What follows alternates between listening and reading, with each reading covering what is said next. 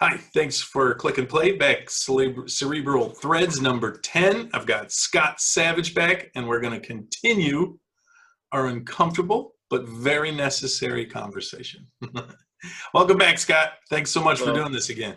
Good to be back. Good to be back. Excellent. I'm so glad.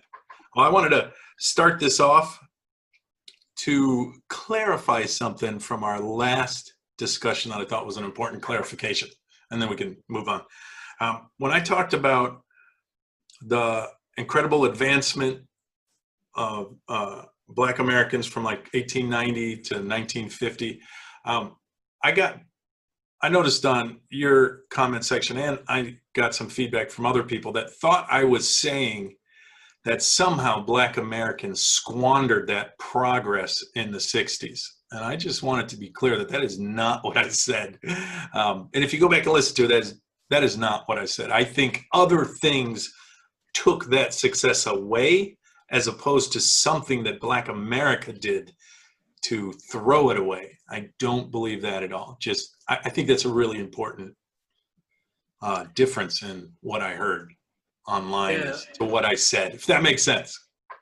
Well, I think that it does. And I think that, people that were maybe watching the video or, made comments, people contacted me and, I'll bet.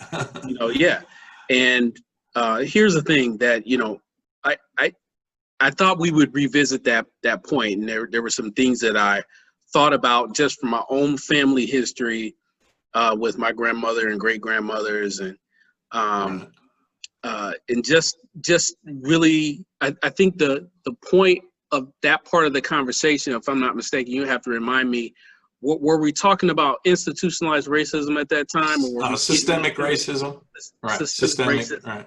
Yeah, so I think we were getting into that. And right. Sometimes I think, Keith, at the end of the day, we're people can look at data and come up with their own rationale and opinions. And I think, there's a time, and I think that's, there's a time period from the point slavery started in this country, really until now, is that, there was a group of people or a race of people that were really set behind because of the strategic, constitutional, or I'm going to take that back, the strategic and legal practices of slavery and discrimination. And to many, that has never, Black Americans, African Americans have never been able to escape that, regardless of what decade and time period, for various reasons, whether it was due to the slave codes continuing even after slavery, Jim Crow laws, just downright racism within positions, and that continued on far after the end of slavery. And even in the court systems, courts were not supportive, and they were supporting segregation and different resources and things like that. So, I think that people were really maybe chiming in on those things, and they were saying that, hey, here are some other things that maybe you guys didn't bring up, Keith, you didn't talk about. And so I don't maybe clarifying that a little bit more about, that time period. I think all of us, I was definitely looking for more of that, really what did that mean? Because there's nothing that I've read or taught as a history teacher that would really underscore that position. All right. What I decided I'm going to do is a separate presentation based on the books, lectures, people I've studied that talk about what I was saying. None of that is my original ideas. Those are me intaking information from other people who have done that research. So I'm going to do a presentation about that, I think, separately, so that I can embed videos, embed parts of books, because the books and the lectures I listen to, I know, have whole teams of researchers that go through Census Bureau data, and family record data, and it takes whole teams of researchers to put that much information. And I brought a little example. I was already here. I guess I didn't go anywhere. You get what I meant. You have it. You brought it. You brought it to the top conversation. I got you. I'm following. This is going to be backwards, I imagine. I got you. No, it's actually I can read it. Yeah? It's right. Yeah, right. yeah. So this is you can see historical marriage trends from 1890 to 2010.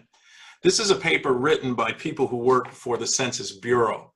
And the point of the paper was to point out the difference in first ages of marriage and how that has changed so much. Like today we talk about the breakup of marriages in families and how, you know, so many people get divorced, 50% divorce rate. People aren't getting married like they used to. But something this points out is that 90% of women get married by the end of their life. So their paper is about that difference. Why are people getting married so late in life? So that they're skipping the marriage period that is mostly the family formation stage of marriage. Although the paper is not about what I said, it does go through, and it's got, I'm going to put links to this and everything. It's got tons of graphs from the 19s all the way to 2010 to show that all the different metrics within marriage alone that has changed since the 1890s through to now. And there's a definite decline over that period of the nuclear black family. That is just one of the characteristics that I brought up. There are many characteristics, and I'm going to do this presentation so that I don't waste our time going through, nor my own time researching, having to go through and print out Census Bureau data and then have to go ahead and correlate it and put it together as a presentation when it's already been done and there's tons of books written on this. So it was just one example to show you that you can go to the Census Bureau and get any of the information I talked to. It's just a pain in the butt, and you got to do some digging. And I don't expect everyone out there to do that, to see that my point is not made up and I'm working on real data. So I'll do a little presentation on that alone. But the point of it wasn't anything other than to say, at this period of time when racism is obviously worse, right? That was what I was trying to say, is like, from 1890 to the 50s, racism against black Americans was worse, thicker. It was part of the system, yet still black America succeeded and was moving ahead. I mean, even the horrible story of Black Wall Street is towards the end of the 1920s. That sort of success, and what I was saying is that I do see there are systems that destroyed that success. I don't think they're based on racism. I just think it's government stepping in to solve problems. And that's why I brought up things like the war on drugs, the war on poverty. We've had war on things and the government makes them worse. So what I was saying was, I don't think it was systemic racism so much as government is bad at these things, if that makes sense. You know, that was the clarification I wanted to make. Well, I think that it would be beneficial if we actually explore the definition of systemic racism. Sure. You know, because that racism in itself and systemic racism is really a group of people that are in power and imposing their will on a group of people that is connected, or those issues are connected to race. And then there are systems in place to impact those people directly. What is interesting about that information you have, the statistics, is, and what I would be interested to hear, what we call in my profession one data point, by the way, like if it's a paper, you know, that's our one data point. Right. Is that, you know, what, you know, that time period is what, 1865? 1890 to 2010. 1890, you know, and you know, if one really studies the history of, even prior to 1890, the history of Black people in the United States, the forced slavery, the forced labor, even after slavery was supposedly out, or the trade of slavery, transatlantic trade was stopped. it was still continuing, and so families were ripped apart during Right. slavery. They were ripped It, apart it even tactically. still it even still exists today. Well, and so, but the reason why I'm bringing that up is because, you know, when families were ripped apart, there was a systemic plan to rip apart the family. Right. There was a purpose. There was a reason to do that. Right. Over the years, even during the time period of that paper, yeah, it was a very racist time period. People were coming out of slavery. Keith, I'm not sure if there is a consensus that it was more racist then than it is now. No kidding. I think Really? that depending on, you know, some people will say, well, we had a black president. And so how in America could you have a black president and you have more racism now than you had then?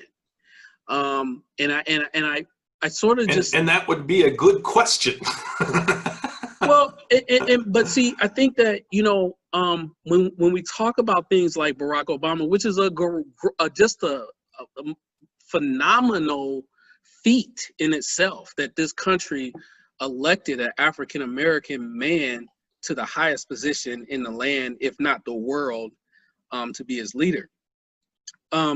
There were still deep pockets of economic starvation and political starvation and educational starvation, and so I know a lot of people, and I was very excited for Barack Obama, but we cannot forget about all of the riots that took place after. You talked about Black Wall Street, but prior to Black Wall Street and after Black Wall Street, just across the nation. And that many people have still suffered as a result of that. So I'm not saying that there's more racism now than then. I'm just saying I think that people, depending on their experiences and where they live, it's very difficult for me to speak for someone else. Just like I don't know about you, but the other day I was in Mariano's. This is in 2020. I was in Mariano's. I was buying a small bottle of orange juice. My wife and I we decided we were going to have a brunch in the park downtown, and we went to Batters and Berries to support one of our favorite restaurants. And while I was in Mariano's, I know how it works. I was doing a self-checkout. I had my credit card, and the lady that's watching the area, she couldn't see me. And she stepped around, Keith, I mean, literally probably a foot and a half away from me to watch me purchase my orange juice. I guess my question is, why? And as a Black man who has been followed in stores before, where, I mean, just so many things like that. There are people that are experiencing things like that on a daily basis, where some parts of America, they can't even wrap their brains around that somebody's really watching them purchase something to see if they're going to actually buy it or if they're going to actually walk out the door because they act like they bought it. And I'm thinking, this is $1.27, but that there's a sense that there's something else going on when people are doing that. I don't know. I mean, we could go on and on about this topic, but I would like to really see that your presentation. I'm not saying you're wrong. I have my opinion about it. I think there's bigger topics for us to talk about tonight. Okay. I would love to come back and hear that presentation and even read some of that data. I'm doing my dissertation now, and I'm learning more and more about data and what's significant, what's not significant. All right. If people can print stuff and then it's not significantly, statistically significant. Right. So there's statistics, and then there's lying to statistics, or what is it? Damn statistics. Yeah, you just sort of bend it the way you want it to, and yeah. But anyway, I'll be interested Absolutely. to hear more about I that. think that's why you've got to depend on your source. So I watch a lot of different news channels because I follow people as opposed to news sources, and so there are certain intellectuals that I trust, and I trust that if they're wrong in the future, they're going to tell me, hey, I found out something new. And I think you just have to trust in the intellectuals that you're following when you're someone like us who, doesn't have the time nor the research team to look up all these numbers. I just looked up one to make a point, to say, hey, here's one of the things I was talking about. I'll give plenty on the rest of it, but it's not something I'm going to research myself. Absolutely. And I hear you. Well, we'll move on and we'll talk about that another time. I'll do the presentation, and then maybe you can come on and talk about your thoughts on it. That sort of thing. Sounds good? Okay. Sounds good. Moving on. All right. To what? I'm not sure. I know. Well, you said it was a big couple of weeks. Well, yeah, I think from our last conversation, we really got into our positions about the president and the presidential candidate for the Democrats, and some of the philosophical differences between the two, and I think over the last couple of weeks after we talked, it was almost like we talked and then the engine sort of revved up in terms of right. what both the president and Joe Biden are doing, but it's just been some things that I think that really have stood out to me that as a voter has even more disqualified the current president from being the president, another 4 years. And it's just like, even tonight while we are doing this, he is holding another rally Right. with people indoors, right, against the recommendations and guidance of his own CDC medical experts. It's mind-blowing to me. And I mean, do what you got to do to get your message out. In my opinion, the president has the bully pulpit, so do what you got to do. But to say what he said to, and we're talking about like Bob Woodward, I mean, right. to say what he said on February 7th, regardless of whatever his people have been saying, there was a fog of war. I'm almost thinking, do they even know what that fog of war means? Because that's a term that we as Marines use, and God knows that we know what a fog of war is. The presidential administration office, Keith, cannot be in a fog of war. We need them to be anti-fog and war, and I don't care what party you are, and so I just thought that's BS. And so I just feel like there's so much that has happened in a couple of weeks that we could probably talk about the next 2 or 3 hours. And I don't know if I'll convince you to. I don't know if I'll convince you to come on the good side or not, but I'm sure going to work to try to make it. Well, note one. If you're just going to call one side good, that is the kind of thing that actually makes us do the opposite. Just to let you know, we think we are good too. You know what? I was just testing you to see if you were awake. I'm awake. All right. I find it sad. This is a regular meme I see, but the left's view of the right, conservatism, Trump supporters, is so venomous, so angry. It's racism, Nazis, deplorables. And it's gotten to a point to where it feels like people on the left just feel like we are the bad guys, the evil ones. And the difference is, from my point of view, most of us just feel like the left is wrong. Like, we want to talk to you because we think you're wrong. We don't see you as evil people and treat you that way. And so part of the problem is, I think, is that my side of the argument is just seen as the bad guys. So it doesn't matter if we're right. It doesn't matter if I have good information. It doesn't matter what I defend about Trump. Everyone who doesn't like Trump will find what part of it they don't like. So part of this whole virus in Bob Woodward's tapes of Trump that have been leaking recently, I would want to see a timeline of when each of the things that he did happened, like, ban on the 31st for China. I think it was sometime early March that he started banning from Europe, and also along with the timeline of what Fauci and the other experts were saying, along with the timeline of what the WHO was saying, World Health Organization, along with the timeline of what China was telling us. Because they were wrong in the beginning. The WHO, China was lying, right? The media wants to nail Trump for anything. It does not matter. So if he was straight honest the whole time and threw everyone into panic, made it even worse, the media would be attacking him for that.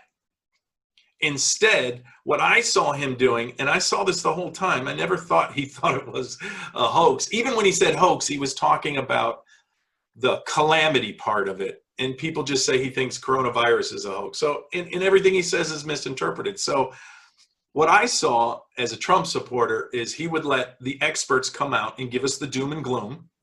We're going to have to do this. This is wrong. This is bad. This is awful. And then he would come out and go, hey, we're Americans. We're going to get through this. We can do this. It's probably not even as bad as you think. That is what he was doing. And it's being super positive, and whether or not it was appropriate, I don't know exactly. But if this is the big complaint, I'm not impressed, because there was no winning on this subject. There's no way the media was going to ever at any point say, boy, he handled that well. Wasn't going to happen. So for me, it's when I get into debates like this, I often want to ask, what could he have done that you, as a Biden supporter, would have said kudos? How could he have done that so that you would have said, great job, Mr. President, as far as coronavirus? Yeah. So, I want to answer that question. I want to say that at this point, I'm supporting Joe Biden. And I think that then I would be considered someone on the left. I do not identify people who support Donald Trump as how you define as some of the left do. I think that's unfortunate. I think it's pretty extreme. People have different points of views, and that's just the way it is. And I think when we get into a bunch of name calling and all these labels and identification, again, it doesn't do any good to get into that. And there is somebody in the White House, Keith, that has embraced name calling and labeling and identifying. But yeah, he's a defensive. Well, and attacker. We can get Do you get that? That often, like even the John McCain stuff. Do you know that part of what he was doing was defending people like me? That being tied into the lie about him calling everybody losers.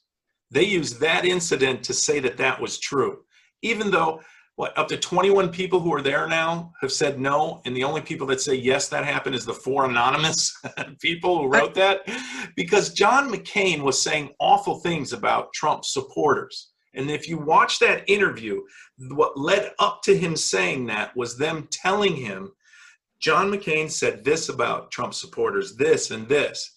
And he came to our defense and said, what did he say?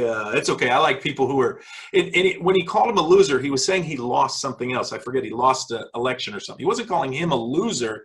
He was saying he lost. He lost that, Megan. He was the loser in that. And then he went on to say, I like people who don't get captured.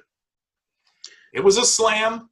It's not nice, but he was responding to what someone said about us. And so I'm explaining to you why someone as a Trump supporter who heard that wouldn't be like, man, I can't believe he said that. Instead, we were like, and you can ask a bunch, any Trump supporter I'd be willing to bet they would say, yeah, screw John McCain. He completely turned on us as a conservative, did the funny thumbs down to the Obamacare repeal, agreed with, I think he was agreeing with Hillary that we were deplorables, that half of us are the basket of deplorables. It may have been something else he said, but whatever it was, he was defending us, not just out of nowhere calling John McCain a loser and he shouldn't have been caught. And it's when he does that that people don't listen to the first half. Doesn't make him a nice guy. He still is my Rodney Dangerfield, but he's my Rodney Dangerfield is the point. Yeah, I don't think that he just woke up one day and went to the podium and started talking about John McCain. One of Donald Trump's excuses with his behavior is I'm hitting back. I'm hitting back. I'm attacking back. And I just want to tell Donald Trump that at my school where I work, when a kid does something to somebody else and that kid hits back, we potentially are going to suspend that kid too. Because we told the kid, don't hit back. Don't throw back insults. Oh, well, they hurt my feelings. I get it. And there are very few parents that disagree with on that. There's a couple parents that get a little ignorant and be like, well, this kid hit my kid, so I told my kid to beat up, blah, blah, blah. Okay, that's fine. If that's what you're teaching, then you're going to deal with the consequences of your teaching. And so when Donald Trump says I was defending or I was hitting back, when you hold the position of authority that he has, then do your hitting back, but rise above the stuff that we are dealing with this back and forth. He really did not have to say that to make his point. Let me interject real quick. Obama's Attorney General, Eric Holder, when he says something like, I'm not like Michelle Obama, when they go high, we kick them. When Maxine Waters says, when you see them in the street, you get in their faces. You don't let them use a gas station. When that is the rhetoric that is coming, why do you expect him to be the grown-up in the room? Especially because it's Trump. You know he's not going to be the grown-up in the room. So I think expecting that, especially in politics where they do evil, devious things to each other, I think it's putting a little too much onus on Trump's behavior. I think that's really trying to make, I don't know, it just seems a little, I'm missing a word, it seems a little Pollyannish, to be honest, to say he shouldn't be hitting back like we teach our children in school, because this is politics, and they don't just hit back. They try to get each other arrested. They try to release dirt about your wives, your children. So in this arena, I don't think that's as valid an argument as it would be for children. I'm not trying to say you shouldn't tell children not to hit each other. I get that. But it just seems like a transfer into a world of politics that doesn't fit. You brought up two examples of Eric Holder and Maxine Waters. Neither one of them are the commander-in-chief. The bottom line is that the commander-in-chief. Well, Eric Holder is the top law enforcement. I get it. I agree with you. I agree with you. And there's a standard of behavior that we all can agree at some point people need to have. And I'm not debating maybe the backstabbing and some of the things that happen in politics. But there is a certain way to carry yourself when you represent all Americans, and that's just what I'm saying. And part of my issue with Donald Trump is that he says, going back to our discussion about the timeline and what could he have done more, where the media, blah blah blah. I don't want to get into the media. This is what I think could have been done more. You simply come out and you say what you know to be true at the time. At the time, he said to Bob Woodward, of all people, Keith, of all people. Right. No, I get it. Of all people. Now, this is Bob Woodward's 20th book. Right. The man who helped open up the can of Watergate. I mean, what? Like, why Donald That's Trump got it. fired. I think it's his ego. I mean, he Trump, just Trump wanted to talk to Woodward, and the that is what, Nixon guy. That was and that's a dumb. problem. That's a problem. But let me just tell you what more he could have done. Okay. He could have just said, because you and I feel like we're big boys. I feel like you can come out and say, hey, listen, this is what I got from my top intelligence people. Right now, we don't know if China's telling us the truth. We don't know if the World Health Organization is telling us the truth. But this is what I know to be true based on the information I received. People are quoting Dr. Fauci like Dr. Fauci is sitting in the presidential seat. And at the end of the day, even Donald Trump said, Dr. Fauci, at the end of the day, is one piece of an advisor that I listen to. And so, you know, it sort of irks me when anybody, left or right, they attempt to quote Dr. Fauci to underscore their argument. And at the end of the day, Donald Trump could have did what presidents do, what Harry S. Truman said. The buck stops with me. The buck doesn't stop with Dr. Fauci. The buck doesn't stop with the CIA. The buck stops with me. And here's what I know. Here's what we're going to do. Right now, I'm getting intel that is potentially worse than the flu. Okay? And so what we're going to do is ask you not to hoard, which he had to come out and say anyway. He had to come out and say it anyway. I'm going to ask you to please listen to the experts as we provide you additional information as much as we can every day. If he had just simply done that, Keith, he could have removed. He did do that, though. I mean, he did do that. He did that repeatedly.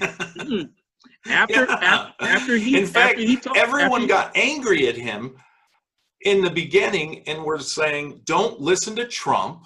Only listen to the experts." Even the media was saying, "Ignore Trump. Only listen to the experts." That's because he said it was going to go why won't away. he listen to his own experts? Why doesn't he listen to his own experts? And so he's damned either way. No matter what he does, the media would make it awful, and everyone would point at him. So he couldn't have done anything, I don't think, that they would have considered right.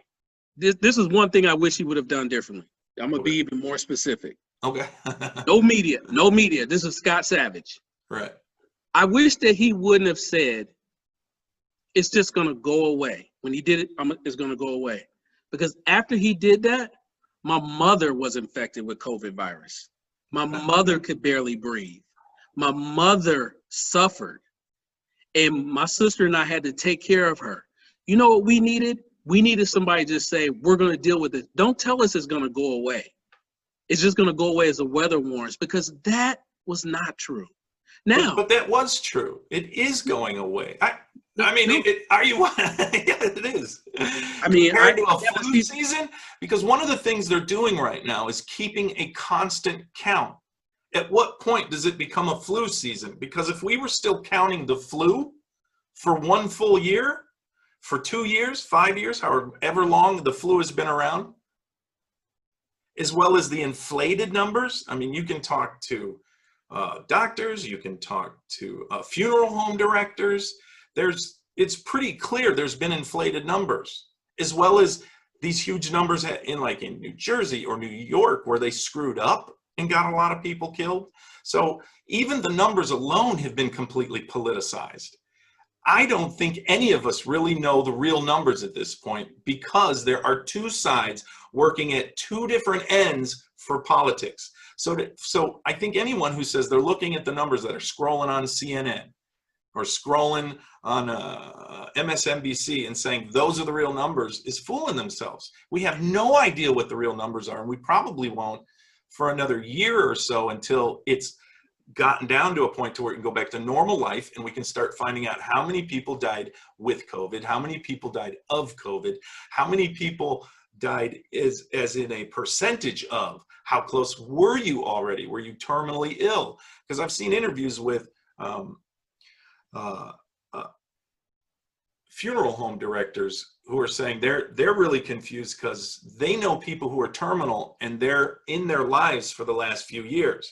And they were guessing themselves that they were getting 25% of the terminal patients that they were waiting for were showing up, and on the death certificates, they would see COVID. And as a funeral director, they would know, no, this person had terminal cancer. If COVID was the thing that put them over, that doesn't make it their cause of death. So I think until somebody goes through the data without the politics of trying to either make it's Trump's fault or make it not Trump's fault, until somebody can do that, we don't know the real numbers. We don't know the death percentage yet. We don't know how many people have died of COVID yet. We don't have those true numbers.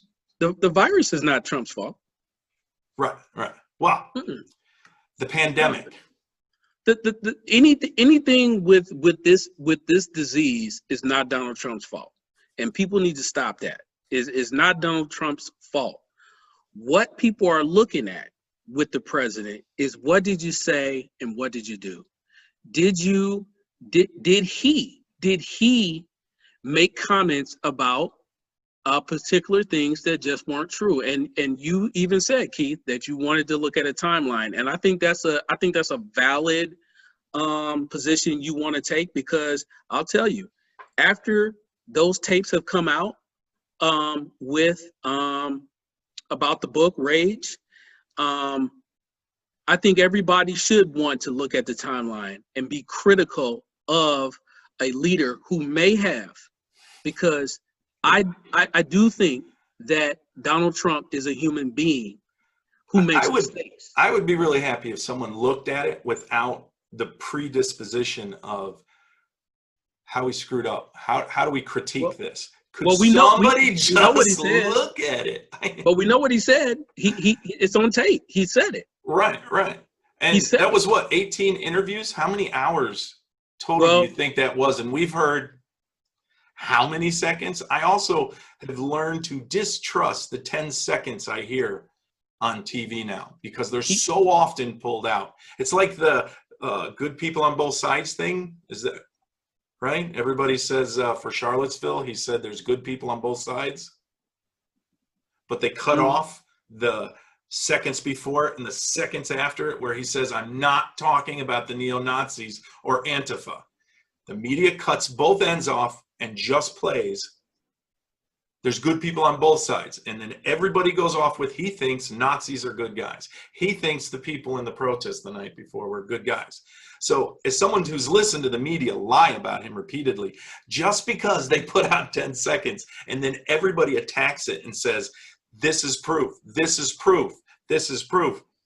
I want to hear more. I want to hear the context leading up to that, and I want to hear what he said after. I also want to see where would you get that from? Where would I get what?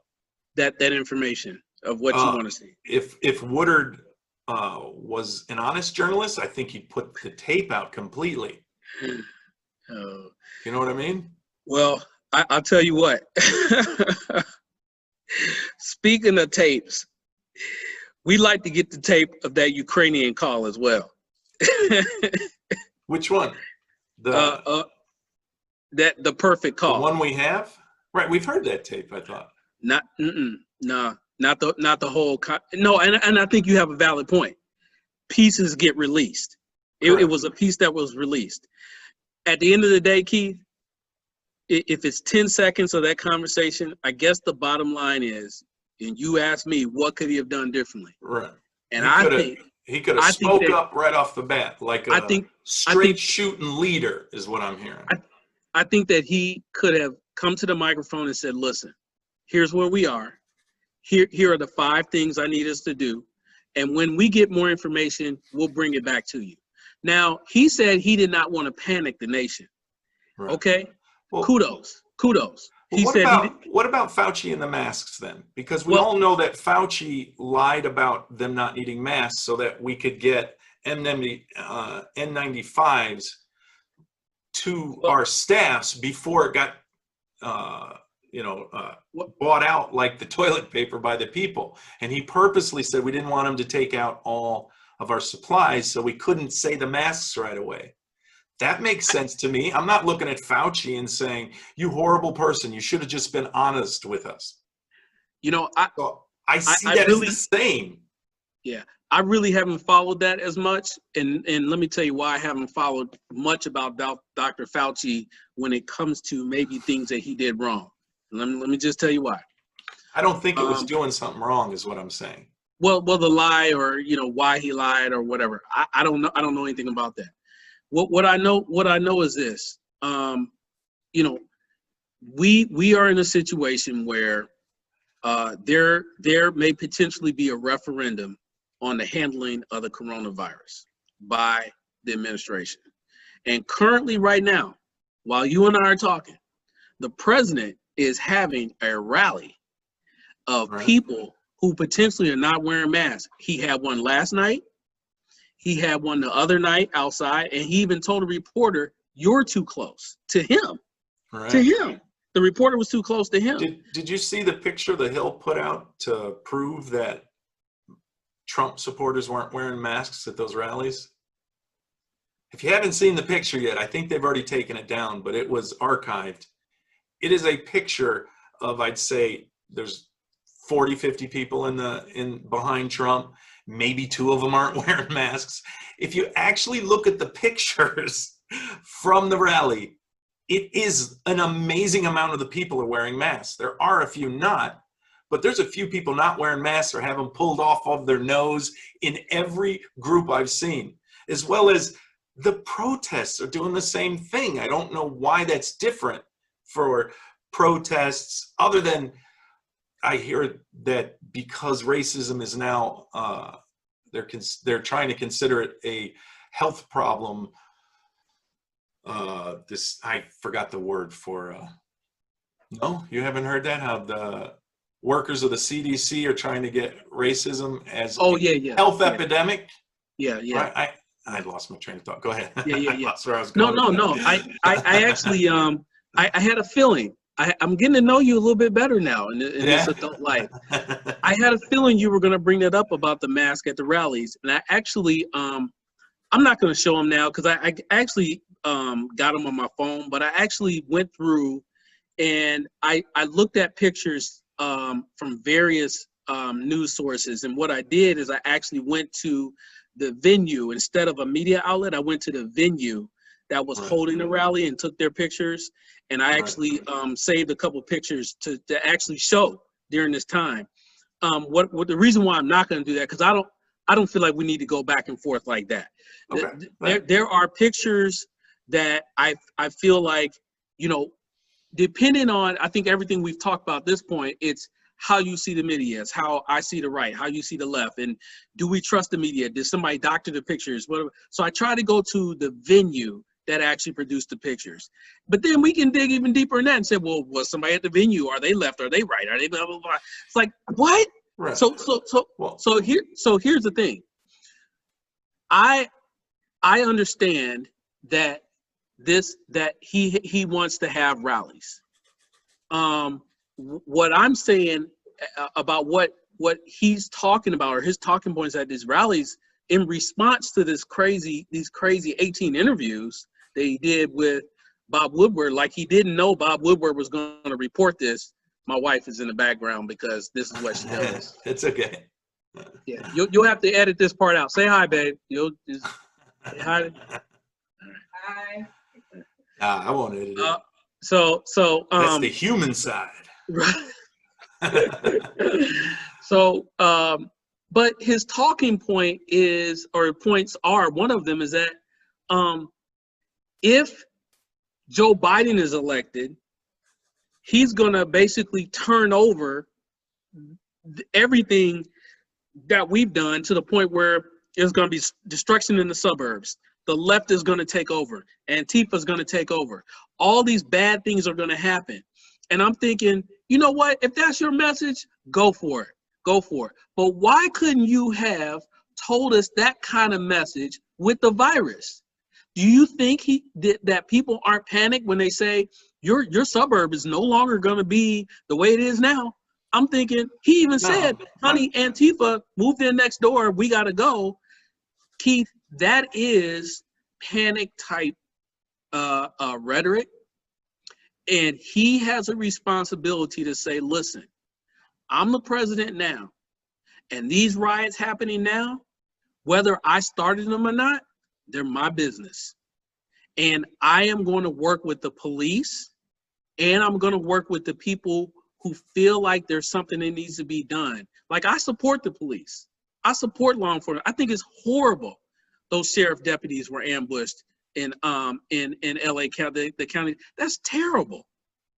I love law enforcement, and I think they should do their job. There are many good people, and there are people who make mistakes, and I get it. It takes a second to make a mistake, and there are people that are in the law enforcement profession that have an unconscious bias, and there are people who have a conscious bias. And when people make mistakes, it is not how Donald Trump defined it, as choking like a golf putt. Yeah, Are you serious? Yeah. You can't say that, man. But at the same time, he's done a pretty good job, from my understanding, with the peace agreement with Israel. Go for it. We need as much calm as we can find in Israel. I fully don't understand all the details of the peace agreement. I'm going to assume you are not vouching for him for the Nobel Peace Prize. Hey, go for it. Yeah. You bring peace and you throw your name in it. At the end of the day, America. I'm an American, and whether I like Donald Trump or not, if you do something good, then you should get a pat on the back, Mr. Trump. The problem is, Mr. Trump doesn't do that for all Americans, and that's the issue I have. Does it do what for all Americans? He doesn't believe in the pat on the back or the presidential hug of all Americans. It's always, he is the one that's even. I don't know if I just don't agree with that. I mean, he is not going to pat the people calling him a monster on the back, nor should he. I mean, even his opening speech the night he won was about unity and bringing everyone together. And then the rioting started. Then the tearing things down started. Then the fires started. He was never given a chance to even start to unify. You know why? Not even close. You can't come down the stairs of an escalator and say that you're going to kick off your campaign about people who are rapists and murderers. People are going to take issue with that, Keith. Oh, the Mexicans are rapists and murderers.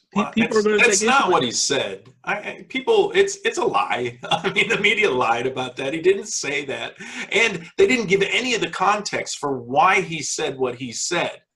I remember the study. I remember the paper that came out right before he said that made it clear that 80% of the women crossing the border were being raped or sexually harassed. It is a common thing in Mexico for mothers and grandmothers to pool their money together for condoms, birth control pills, and morning after pills, because they know on that side how prevalent the rape and sexual abuse is on the trip over.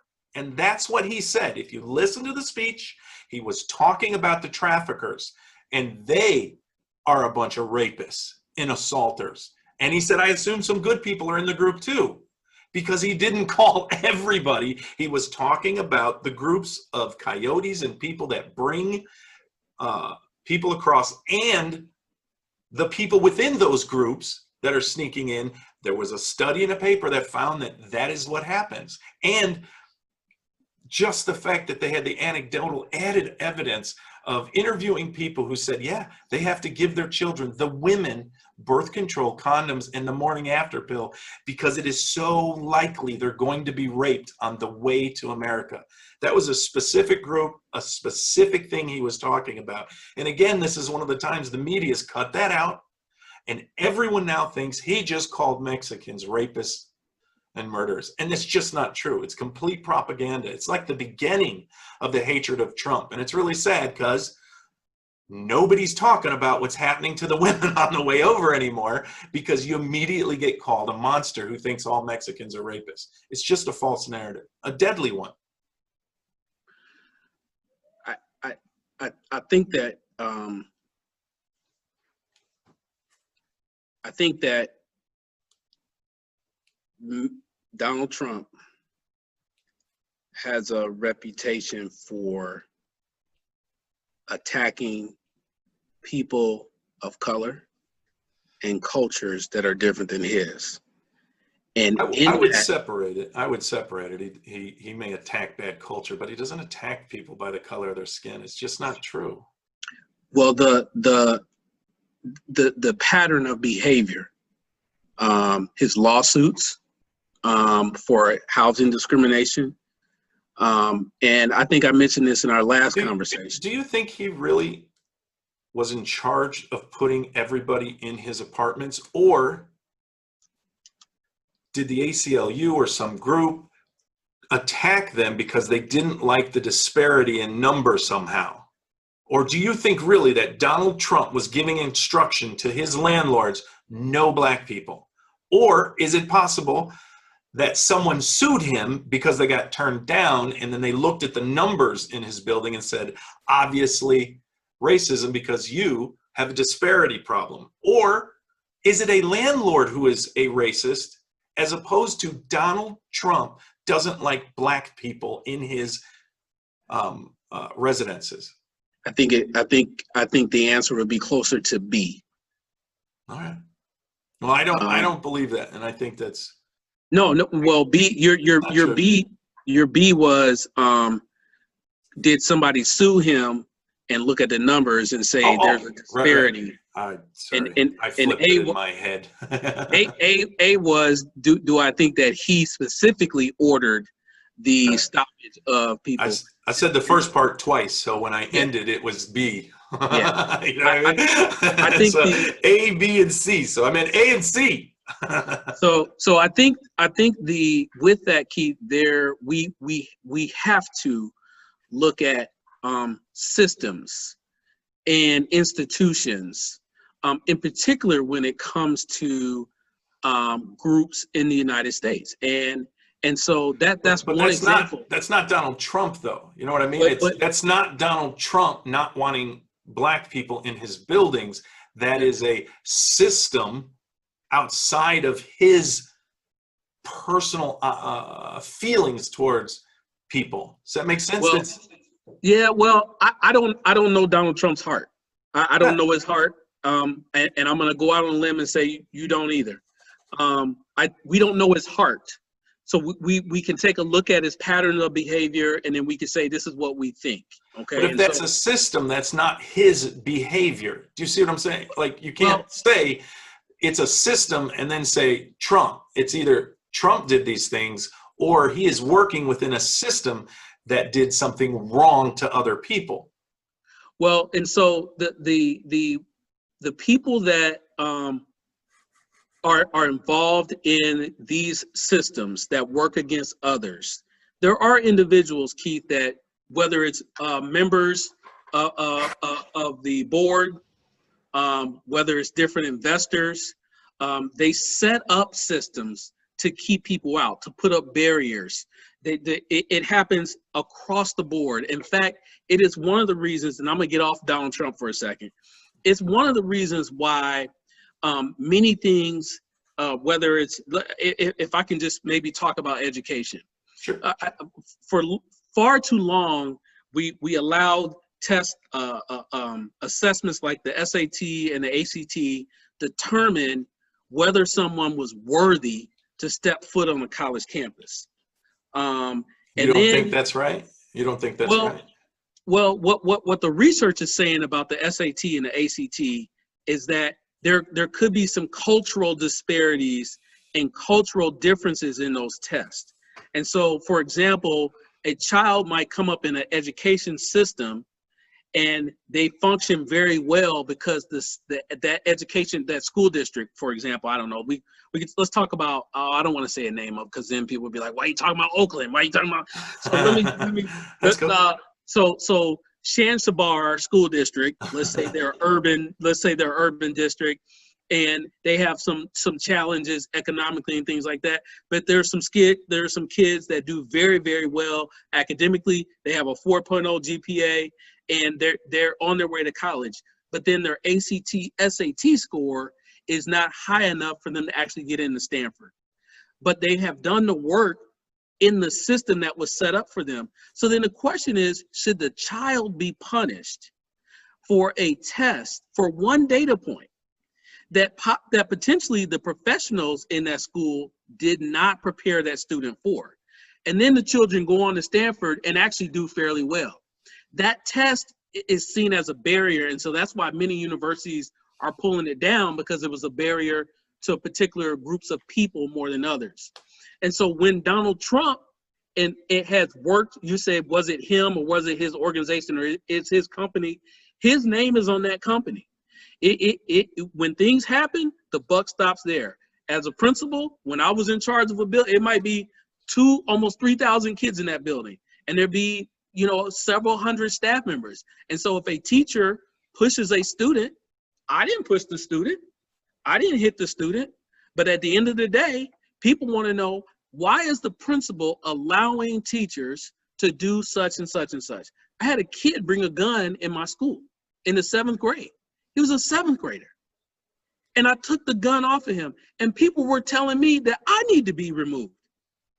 Me.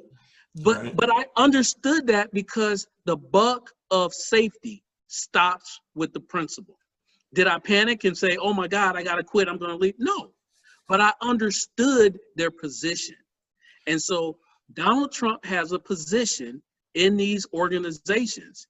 But even to go further, and I mentioned this in our last conversation, he went as far, and this is what rubs me when it comes to race and relations. When he put out that full page ad and called for the execution of those boys. The Central Park Five? The execution, not the arrest. Right. I mean, what in the name, what are you doing? He has yet to speak to George Floyd, to that incident. He has yet to speak to Rashard Brooks' incident. He has yet to speak to Ahmaud Arbery incident. In fact, when he spoke about Rashard Brooks, when he talked about the shooting in Wisconsin, he focused more on Kyle Rittenhouse. Is that the Kenosha one you're talking about? Yeah, I know them all, but Rashard Brooks. Which one was Rashard Brooks? So Brooks is the one that was shot in the back. Not Jacob Blake. I'm sorry. I got it mixed up. Jacob Blake. I'm sorry. Okay. Rashard Brooks is Atlanta. I'm sorry. Rashard Brooks is Atlanta. Jacob I was Blake. like, that one I don't know. Yeah. I got you. Rashard Brooks was shot in Atlanta. He was running with the police. He had the officer's taser and was running from the officer and turned. Is this the Jacob Blake? Or no, Rashad? Jacob Blake. Yeah. So I thought he was the shot 7 times in the back, right? That was Jacob Blake. Jacob Blake. Rashard Brooks is the one that had the taser. So Jacob Blake. The fast food parking lot. Yes. Rashard Brooks. There you go. Yes. Sorry. I know the incidents. Sorry. I was like, that's the one I'm not putting together. All mixed up. I got you. No, it's okay. I know what you're saying. So a 17-year-old crosses the state line with an AR-15, or I think it was an AR-15. No, he didn't cross.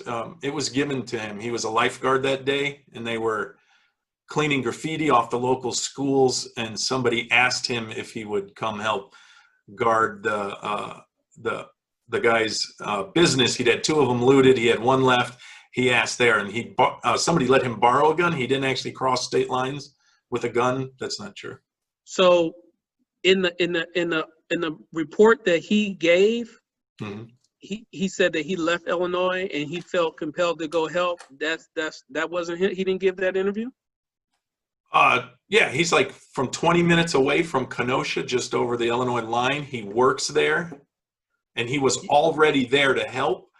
He was cleaning graffiti off of schools. He didn't see the protests, grab his gun, and go over. That weapon wasn't his. And that was nobody in his family's weapon? No. It was a friend's weapon that he was allowed to borrow to help guard. Someone gave a 17-year-old an AR-15? I don't know if it was an AR-15. I think so, but yes. Yeah. Wait a minute, Keith. Wait.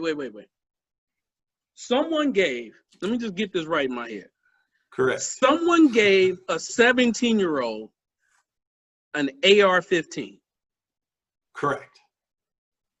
If it was an AR-15, I don't know what type of rifle it was. Let's just say it was a rifle. Okay. Someone gave a 17-year-old a rifle. Correct. Where in America is that okay? I'm pretty sure shore to shore. It's not illegal for 17-year-olds to have weapons in most states. I think one of the problems is he's I'm illegal. sorry. Let me clarify You my don't question. mean legally. Let me clarify my question. Right, because a year later they're all in the army too. So, and you can get permission from your parents to join the army, even a little earlier while you're 17, and you get to shoot people. So, I don't know why that's so amazing. Yeah. So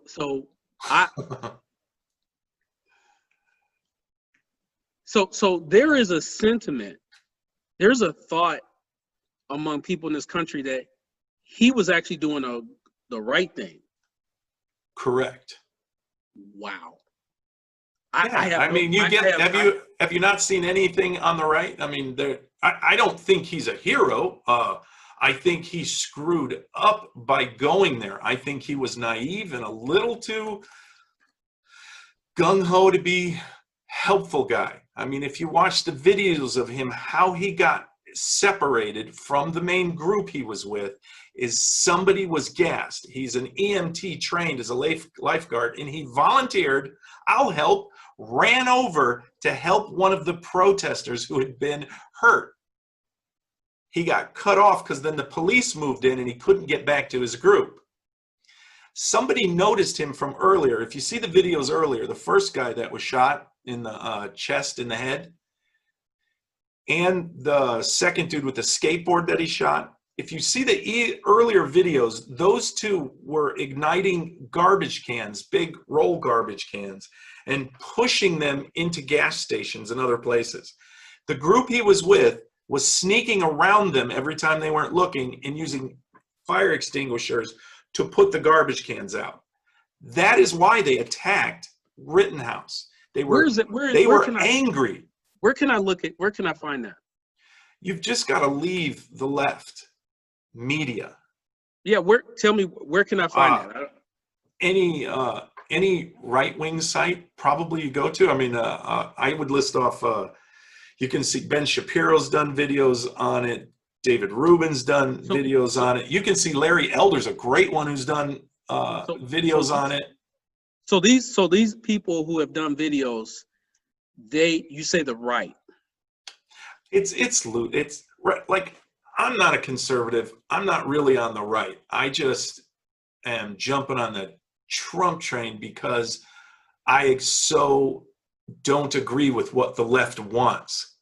And in particular, I think I don't have a problem with that.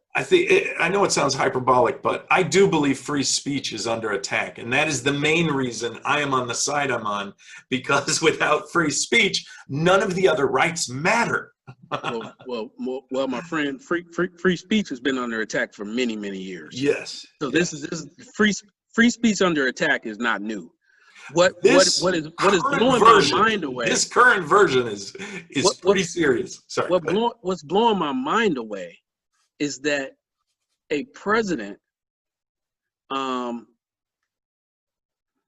is to me planting seeds of panic himself. He's saying it. He's saying I actually watched some of his press conferences. But what if he's saying is true?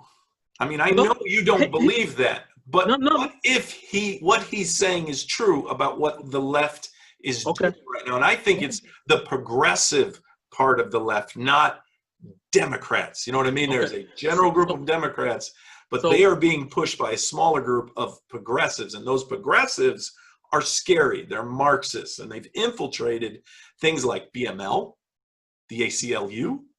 These institutions have been taken over by a scary part of left-wing fascism, is the way I see it, and why I can look over things like he said a naughty word. The Congress was taken over by Ku Klux Klan members. When was that?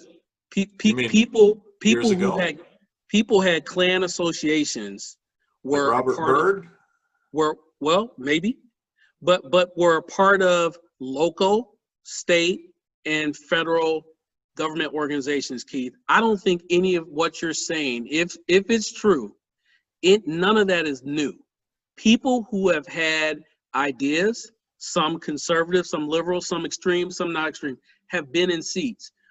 What I am simply saying is that for Donald Trump to say there are people, this is what he told the Fox, I forgot her name because she's really weird to me.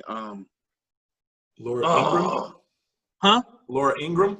Laura Ingraham, who is so smart, by the way. I didn't know she had all those. I didn't know she, but anyway, she's very talented. But he's telling her there are people in the streets, and he says this to her, that you don't know. You know, there are people in the street that are controlling Joe Biden. This is on Fox. He's always hyperbolic, but do you really think Joe Biden is his own man and that this is not the Kamala Harris presidency? Well, because he's not going to last long. I mean, you get that, right? That you are not voting for Joe Biden. You're voting for Kamala Harris. And Kamala Harris, have you seen her staff and know where that comes from? Because what you're getting again is a Clinton surrogate, as far as I'm concerned. Let me stay on that point though. Let me stay on that point about people in the streets. Right. To Laura Ingraham, that you don't know. My point, going back to some minutes ago that we talked about, is that if that is not panic talk, then I don't know what is. Because what about he's going to put you all back in chains? Is that panicky? What do you mean? I'm confused. When Joe Biden said he's going to put y'all back in chains to a black audience. Oh, I got Why is that not crazy fear mongering? Why isn't that the same level of stuff? And do you know what I mean? That's not appropriate. That's not appropriate for Joe Biden. See, here's the thing, Keith. I told you in the last conversation, everything that Joe Biden says and does, I'm not down with. I'm not in agreement with. There are things that he says and does that needs to be checked. In fact, he needs to have a conversation with some people because he has some misplaced thoughts and views. And neurons. And misplaced neurons too. and he was one of the promoters of the crime bill, like many members of Congress were, that had a severe impact on Black and poor communities across this nation. He pushed that, but so did everybody else in Congress. So everybody in Congress, Democrats and Republicans, need to be quiet because they all voted for it. And so Donald Trump is saying things that Joe Biden might say, but the difference between those two, Donald Trump is the president. Is that racism, the 1994 crime bill? Do you consider that systemic racism? Because that's the sort of thing I'm talking about when I say I think there are systems that are hurting people, and in particular certain groups, but I don't think that law was racist as opposed to a bad law that disproportionately hit one race. It was a bad law that underscored and fueled the system of racism. Absolutely. So when you look at everything from economic development to addressing criminal behavior, marijuana convictions being treated like cocaine convictions, 3 strikes you're out, long-term prison sentences, no programs to bring in restorative justice and practices to help people fix their way out of their issue. It was all punish. You must be really happy with the First Step Act, right? I think like I threw that in there. Yeah, I knew it was coming. I think the First Step Act, man. Sure, why not? I mean, gets one. John gets one. I think the first step. I think that any bill that gets signed that addresses the prison population, and the pipeline to prison, and then trying to reduce it. I think that's a great thing. I think it's a great start. It's not enough, and it's not enough to hang your hat on and say, you know what, we did a good job, man. High five. No, it's not enough. Right. You know, at the same time, Donald Trump, while he's signing that bill, Keith, he's talking about taking money away from schools. At the same time that he signed that bill, Which Betsy schools? DeVos, I'm sorry? Oh, right. Yeah. You're talking about removing the rules from Obama's executive order, African American educational excellence. He copied the same one that President George Bush did, which was Hispanic educational exceptionalism, which then, you sure No, it's the disproportionate punishments for students in school, right? Yeah, so Because it was that executive order that put that into place, is what I'm saying. I've read the actual executive order that put those rules into place that he's now rescinding, right? that he's rescinding the guidance on Right. punishments for children in public education. But he didn't actually repeal the executive order? I just thought he got rid of the executive order, but he's just changed the guidelines. I had read that, but I missed that it was a guideline change as opposed to actually removing the executive order. No, I think maybe we're talking about different things.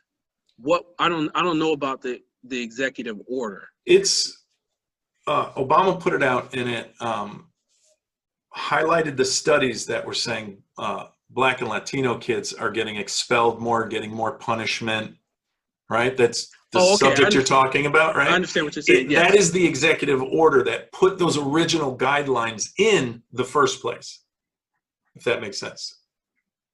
Okay. I was just if that was it. I think that's what you're talking about. So they rescinded the guidance document on addressing the punishments for students in public education. They rescinded that document from Obama. Right. And so there are a couple things with that. First of all, I guess if you really want to get down to the nitty gritty, the federal government doesn't have any constitutional authority over education, state education programs. They sure act like it. Yeah, I mean, they long have, Keith, since the beginning of the Constitution they have. But the Constitution clearly laid out that states have authority over education. But what I am continue to be concerned about, even though I know that Joe Biden, if you look at his age, people say that he's not as sharp as he used to be. He you know, all these negatives, and you're voting for Kamala when you're because can Joe Biden do 2 terms? And I've taken all that in consideration. I really have. So then I look at my grievances with the president. I could care less how many people attended his inauguration speech. Why are we talking about that? Why did you bring that up? Because nobody asked you that. Because they make so much money bashing Trump. Yes, it's a business. Why did we bring that up? Sean should not have brought that up. Just keep it moving. Why are you meeting with North Korean president and ending the training missions that I was a part of in South Korea? Why are you doing that?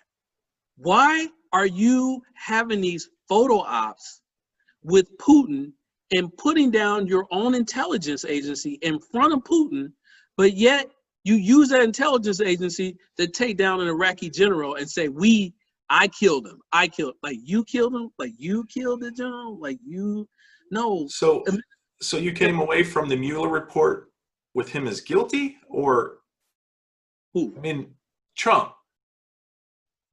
Who cares if he's nice to Putin? That's you know what I mean? That's a problem. It's a problem. Okay. But it's a problem. See, those of us on this side of it, though, like the fact that he is talking to leaders. When we hear him saying he's writing, when we hear him say he's writing love letters to the North Korean president, we don't think he really loves him. We think he's playing him. But how do you know that? How do you know that?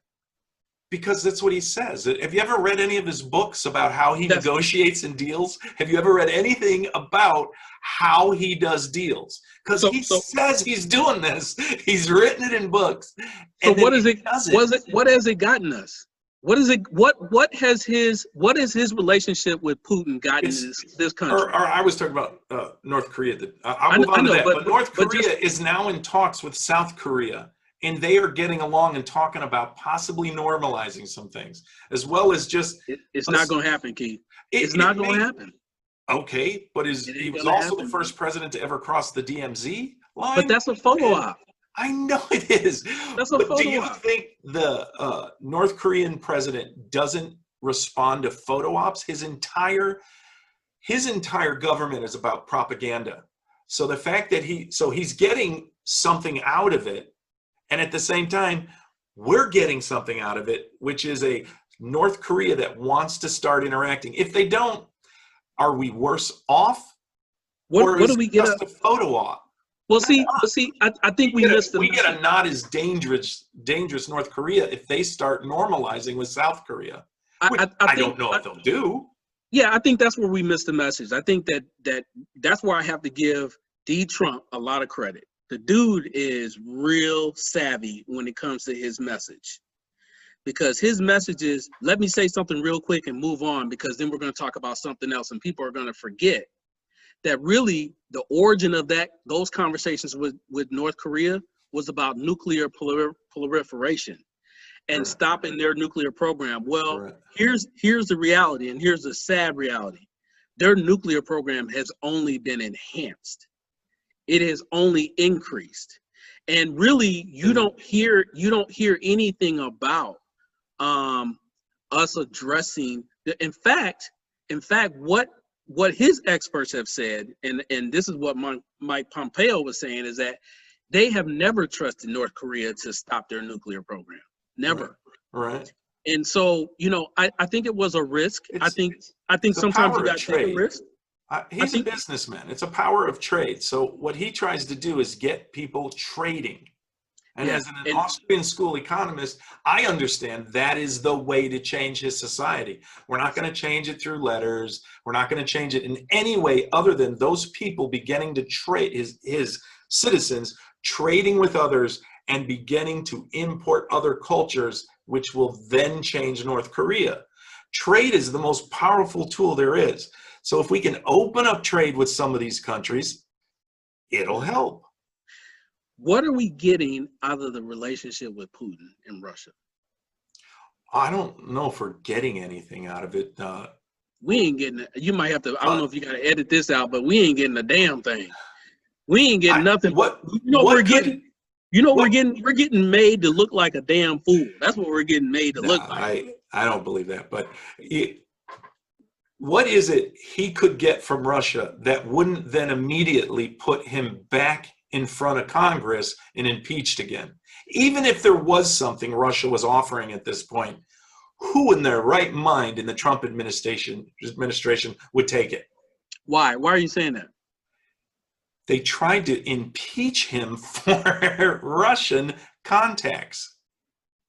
Anything he does nice for Russia, anything we get out of Russia is immediately attacked in the news, attacked by everyone on the other side. He cannot give any overtures. And even when he does other things, like even when he does sanctions against Russia, anything he even does against Russia is immediately turned by the media into somehow a bonus to Russia and further proof. So I don't know what he could do to get something from Russia without being called a further puppet of Putin. Or as Colbert liked to put it, I'll let you finish the rest of that in your head. Who? Colbert? I don't listen to Colbert. Colbert. Yeah, Stephen Colbert. I don't listen to him. All right. Well, but everyone listening probably knows what I'm talking about. But Keith, the seriousness of this, and this is coming from a military person, and as much as Donald Trump talks about how much he loves vets, I struggle with any president of the United States standing next to Putin and telling the world that Russia and Putin strongly denied whatever involvement with the United States. And I'll take his word for it, and I don't believe my intelligence. Now, I think he means if you're going to challenge, if you're going to challenge, if you're going to challenge, if you're going to challenge your intelligence agency, go for it. You are the commander in chief. Go for it. Behind closed doors, Keith. At the end of the day, we're all Americans. Handle your business, because that same intelligence agency helped you take out the Iraqi general you were going for. So, you know, that same agency right now just put out a statement that Iraq is trying to assassinate the ambassador it's a female, a U.S. ambassador who has close relations with Donald Trump. And they are taking that intel very seriously. And Mike Pompeo talked about that on Fox today. I watched that interview. You know, when they talk about the fog of war, and they talk about, hey, you know, give us a break, man. The coronavirus was a fog of war. You know, I didn't hear that. And man, I'm not letting anybody off the hook with Benghazi. I'm not letting anybody off the hook with Benghazi, Keith. I'm not. I hear you, Was that not a fog of war? Like, you know, we use that term fog of war when it's convenient. Right. And I would just hope that this president, or whoever gets elected in the next term, that they are the president for all Americans. Right. For all Americans. Because at the end of the day, man, it could be a fog of war. But then don't tell me it's a fog of war now and it wasn't a fog of war then in Benghazi. That's some BS. This is the same intelligence agency that set him up, set up Papadopoulos, set up Carter Page, set up Michael Flynn. Why in the world do you think they are truly behind Trump? They're not. He has loyalists, and that's it. It's not their job to be behind the president. That's not their job. Right. But no, to your point that then he used them for one thing, and I don't mean it as in like they're for him, as in, okay, I got you. No, make your point. I'm following you. I lost it. And I've got, I have like 5 things I've been wanting to respond to, and I'm forgetting them, and I'm having to like write them down. I'm gonna shut up. I had my finger on 2, and as I was trying to finish that, I looked over and don't forget. I'm gonna listen. Go ahead. I wanted to ask you a hypothetical about your drill sergeants and whatnot. Do your drill sergeants and the leaders in your military ever obfuscate, lie, or trick you within training or to get you to keep moving forward? Is that part of leadership even in the military?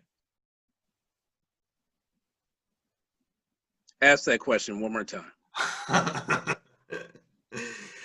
Were your leaders in the military always 100% honest and never were obfuscated or didn't give you the entire truth because it's below your pay grade or any of the number of things? And this is going back to you saying that Trump as a president should have been completely 100% honest, and you do not believe in leaders that won't do that.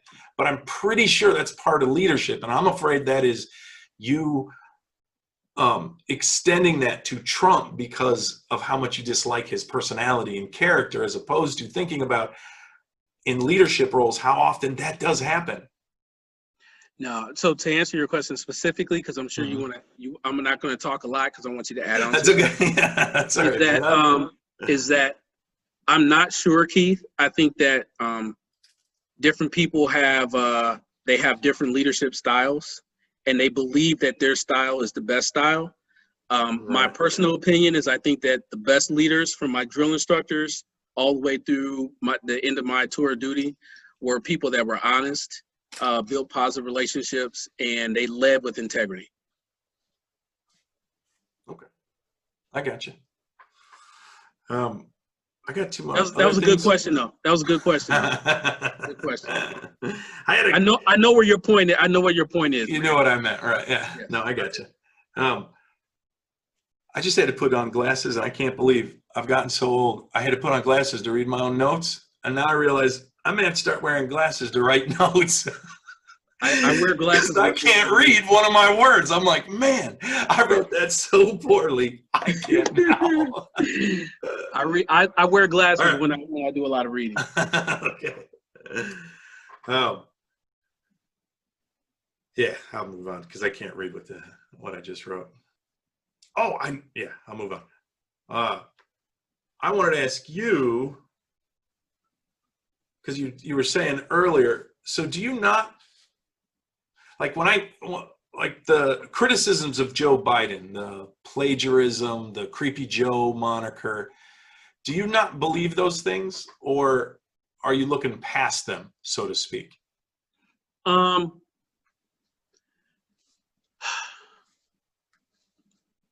I think there are, what would benefit me as a voting American and as someone that's a participant in our democracy is I would like to know what I'm dealing with the candidate I support. So is he sleepy? Or are we just playing words on, you know what I mean? Like we playing a game with words. If he plagiarized something, I don't know. I mean, maybe we should address that. You know what I mean? Right. I'm not looking past things. I'm not. It's to me, it's not that big of a deal. Other than it takes away from his authenticness. You know, I think he's that's true. not a great speaker. He's not a great writer, and he has to borrow from other people for great speeches. You know, whatever. Because for me, I'm looking a lot of times. For me, and I think other Trump supporters, it's kind of an algebra problem. And Biden is a plagiarist in many ways. I think he makes up stories he can't remember. So I cross that one off the algebra equation. But then I go over to the Trump side and I cross something off that's like it. So for many of us, it's just going, look, you're saying this bad over here, but this guy's the same way. So for us, it's cross it off the list. And there's a couple things with Joe Biden like that, even though I think Joe Biden is a little creepier than he's given credit for. But it seems hypocritical for many people who don't nail Biden on the same things they nailed Trump on.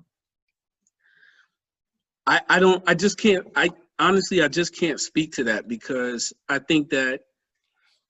You ever seen the videos of Joe, the way he likes to sniff children, the way he cups way too close to their breasts, the way he pulls them in? Have you ever seen the pictures of little girls cringing because he won't stop trying to kiss them, or the dads who pull their daughters away during pictures? There are compilations of his creepy handsiness, going to hug women and they got to grab his hands because he can't help but put his fingers and thumbs under their breasts. I mean, there is so much photographic evidence of that I find it hard for people not to be disturbed by the creepiness of that. Then if that's the case, then we got two creeps running for the president of the United States. And there's my algebra problem. Shunk, shunk. I mean, Keith, I just really struggle with that. I mean, I think that voters need to make their mind up about that. I just think that's really some weird kind of water we're treading in when we come to anything with sexual inappropriate behavior of these two men. And quite frankly, if you want to be honest, many of current and past congressional members. I think at the end of the day, if Joe Biden has inappropriately touched a little girl, and I mean this from the bottom of my heart, if there's evidence that he has inappropriately touched a girl, then that has to be criminally appropriately addressed.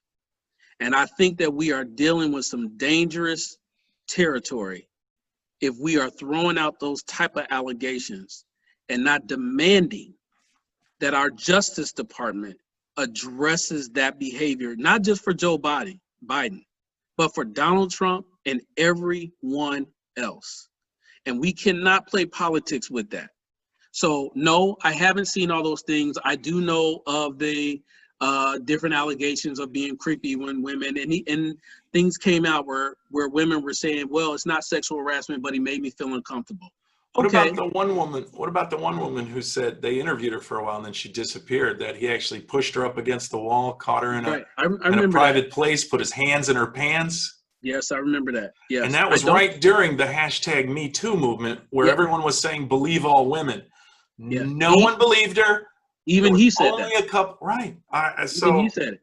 Even he said that we should listen to her. You should not Right. dismiss her, but we should vet it, and we should vet the facts. And if I'm not mistaken, now one thing I will say about Donald Trump, and I struggle with this, Keith, is that because see, listen, man, this is not going to be very popular, but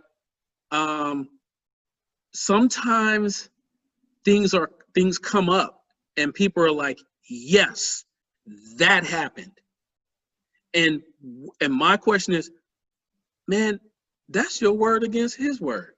That's how do we what? So Well, for a Trump supporter, it just seems hypocritical. I mean, we went through the Kavanaugh thing. We went through that. Kavanaugh? Hypocritical for who? I mean, what's hypocritical?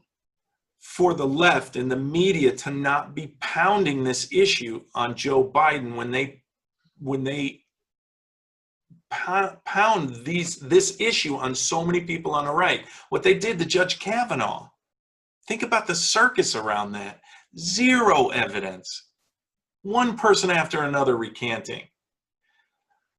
But everybody focused on it, and the media focused on that for a long time. So what I'm saying is the hypocrisy is that people on my side of it say, look, our side is defending themselves constantly against this sort of bad or wrong or sometimes true allegations. Why isn't the media attacking the other side the same way, to be fair about it? As in, Joe Biden has a credible...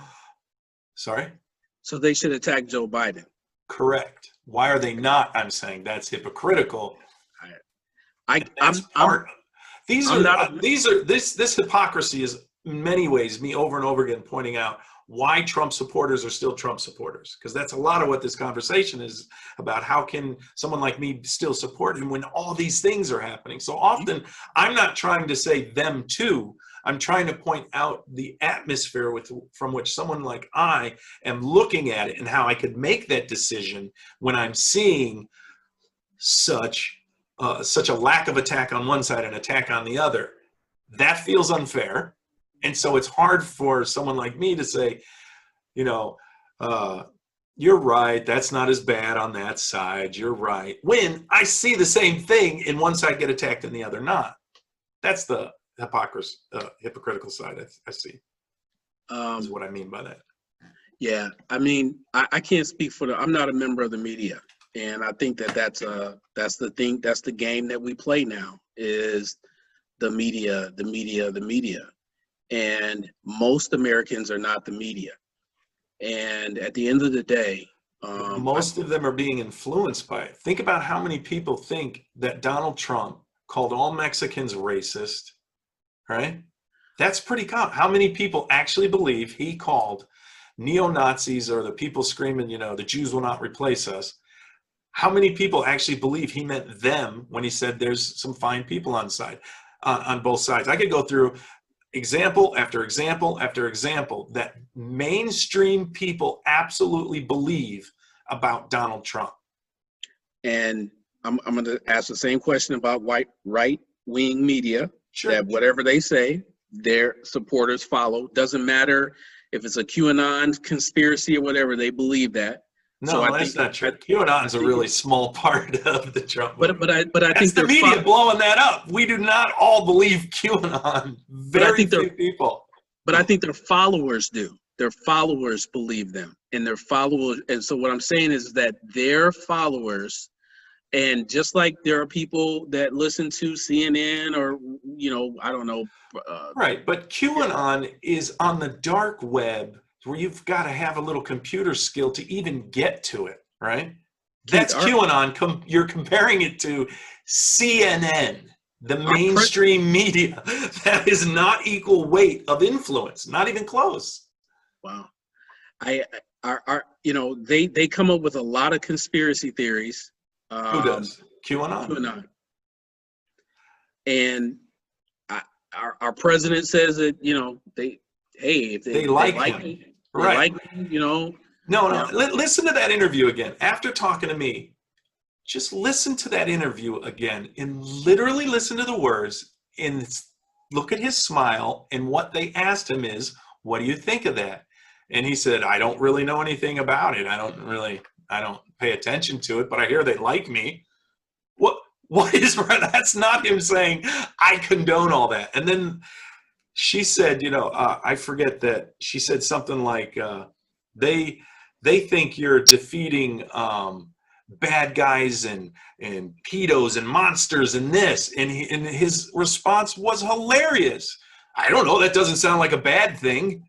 Again, that's not condoning it. All he's doing is diffusing that stupid setup question. Do you believe QAnon? Do you know that they support you? I mean, it's not really much different than, when did you stop beating your wife? It's the same type of question. And he masterfully dealt with that question and made it funny and made people like me laugh and go, yeah, what's wrong with that if they all think that he's about to slay Frankenstein? That's not a bad thing. Yeah, they meant it as a bad thing. Yeah, I just think it's the way that they go about their theory of what who he's actually getting. But neither here or there. I like the point that you mentioned about what you see as the disparity in the coverage of Joe Biden and Donald Trump. And I like that you pointed that out. And I guess we're at a point now where the president of the United States is expected to not have a hyper microscope on them. I think that's asinine. I think that is, this person is called the media, the enemy of the people. When you say that freedom of speech is under attack, I think the First Amendment is under attack. When the leader of the free world, who is only in that position because this country was built on freedom of speech and the media addressing and looking into things. You may not like it, I may not like it, he may not like it, but that is the fabric of this nation. And he has told people that not only do I dislike them, they are the enemy of the people.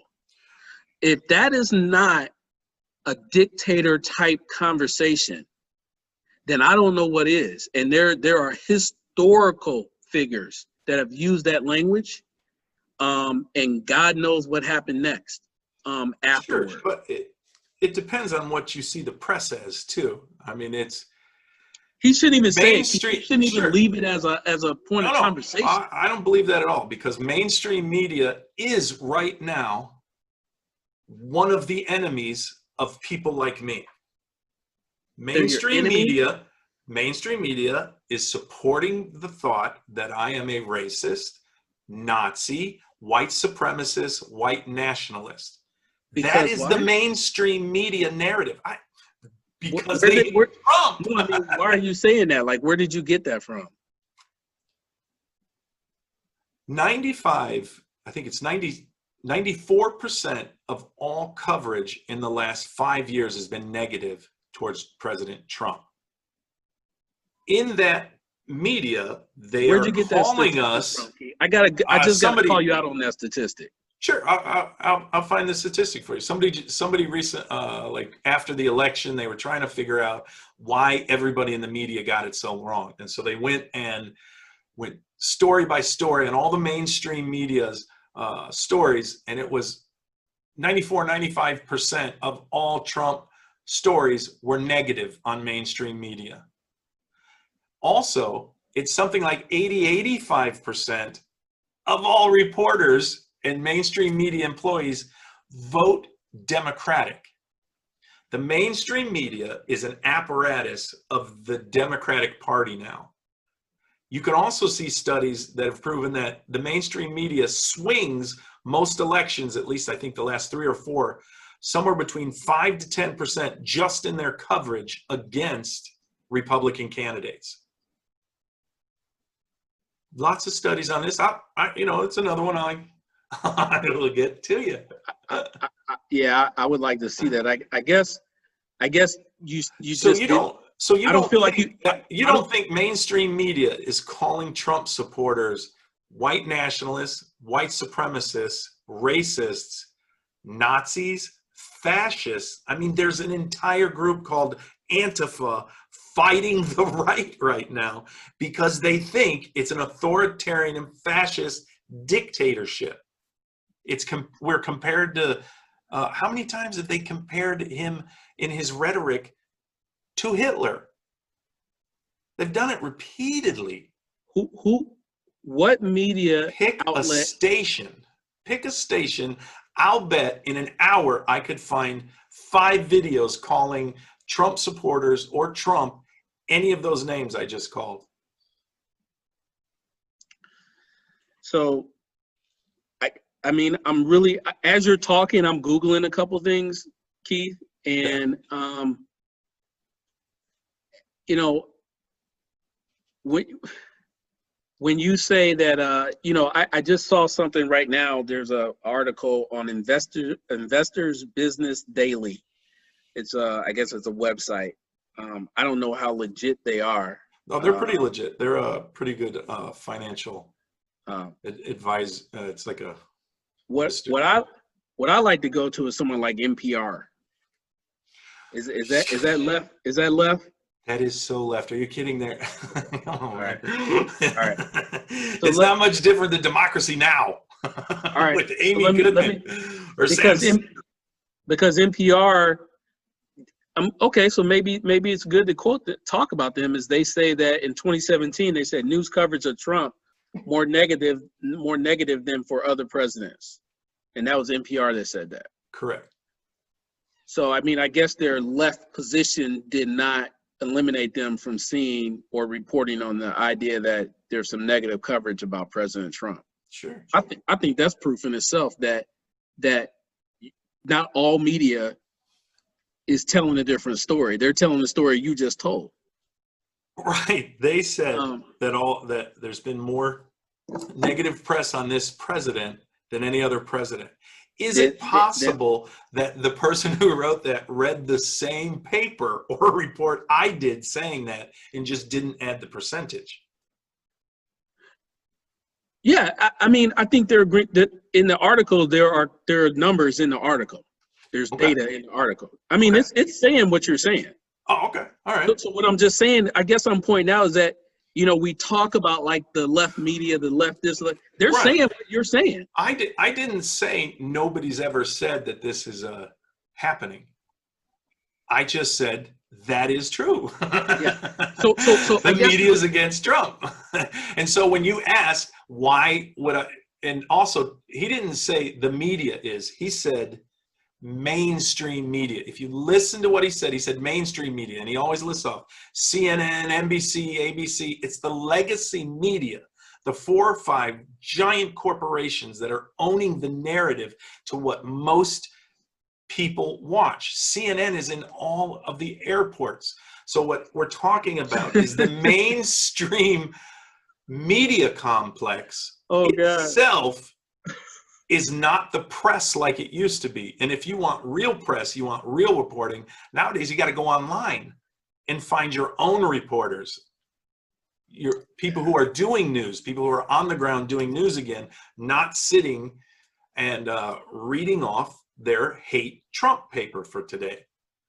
So those of us who are Trump supporters listening to that, they are our enemy, but that doesn't mean we don't like the press. And as a matter of fact, it's kind of the opposite. We're moving the press back to a more honest area outside of corporation control. If anything, I think a lot of the people on the internet right now aren't much different than the original pamphleteers that escaped British rule and gave us the impetus to create the First Amendment, free speech, because kings wouldn't let us talk before. And now, for those of us on the Trump side, it is now mainstream media that is banning us, not interviewing us, taking us out of context, so on and so forth. That is it's like the government propaganda wing, the DNC propaganda wing, as opposed to free press. Sorry, go ahead. Yeah, I mean, yeah,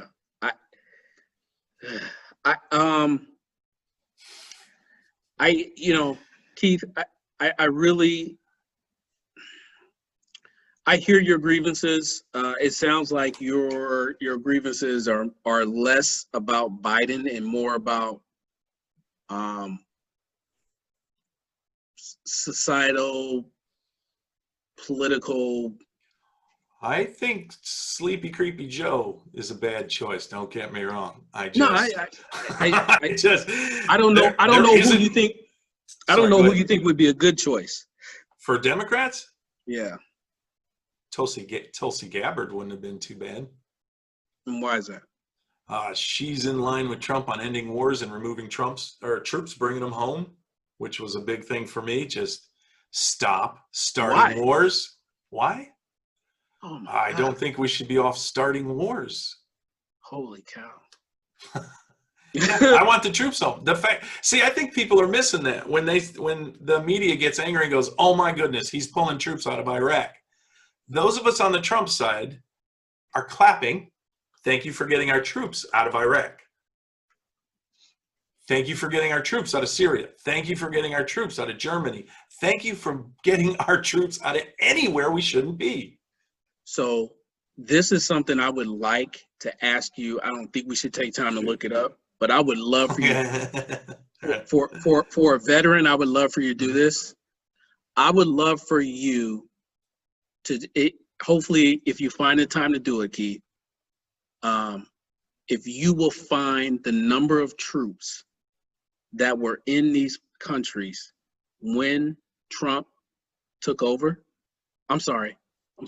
You can even go back as far as Obama's second term. Right.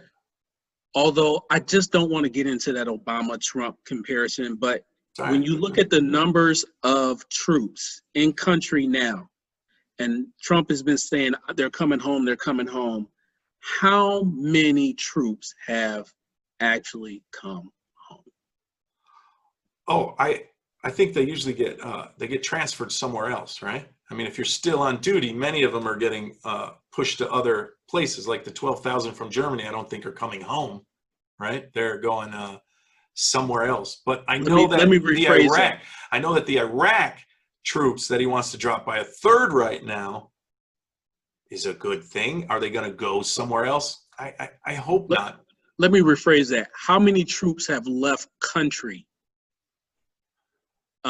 under his leadership, meaning they've actually left Iraq, they've actually left Germany, they've actually left Syria, Afghanistan? That number is really deceiving. Okay. I don't think it's a bad thing.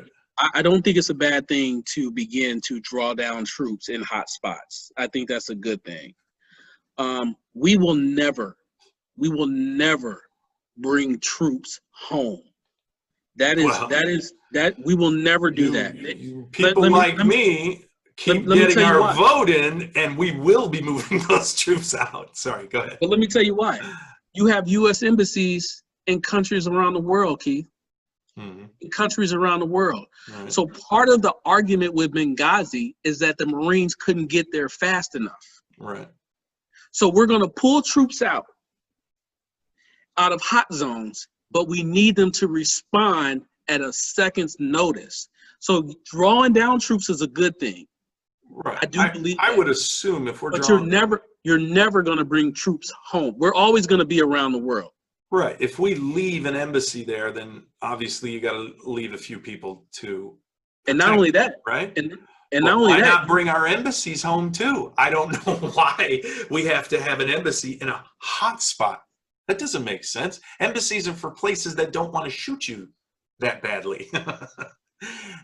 So I think forcing an embassy into a Libya, a Syria is a bad idea too.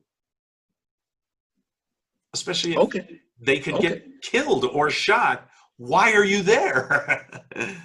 Okay. But that's more libertarian anarchist thought for whether or not our standing army should even be doing those things. Does that make sense? That's a deeper, for me, argument on we shouldn't even be there in the first place. Hey, I would compel you to look at those numbers. Oh no, I wrote that down. I will. I will check that out. I think it's a talking point. Well, what about? Do you think this is a talking point that he's the first president in 39 years not to start a new war or kinetic action? I think that's good. Right. Okay. I think that's great. I think it's great. I think when you got to pull the trigger on sending troops somewhere, in the combat, that's a heavy weight to carry. However, Keith, where he did not start a war, but where has Trump sent troops? Where has he sent troops? I think he sent a few to, he sent some to Afghanistan, Iraq, Syria, really early on, right? Is that what you mean? He did some surging, and then, but that was to be more direct about taking out ISIS, is what they're telling us. But some of those troops are being removed too, though, right? I mean, that was not a standing troop amount. That was in, do the job, out, is what I thought. I could be wrong, of course. Yeah, but I just think, again, I don't know if I look at presidents in terms of war, because presidents can't declare war. No. Congress can. Voters like me look at it as not wars. The fact that this guy kept saying he would not start a war, he promises not to do that stuff and wants to go trade with crazy people out there instead. Yeah, I see that as a good thing. I don't think I can't think of a president who started a war. Who started a war? What president started a war? Just throw out a president that started a war in the United States. Bush 1, Bush 2. Okay, so he started. Right. Didn't Reagan basically attack? I forgot, Nicaragua. Is that where he went? But see, I don't remember. Yeah, and then Obama's kinetic action and his drone strikes. I don't differentiate all of that between whether or not Congress declared war. We've been under a state of allowed kinetic action since 9/11, right? We've been under a state of kinetic action since the beginning of this country. Right. It has always been that way. The difference between whether or not the Congress sanctioned it was sanctioned a while back. But I guess what I'm saying is that, and maybe I don't know, maybe I'm losing it, maybe I'm getting tired. Every president has their hands dirty in the action of combat. And the moment dictates that behavior, not the person.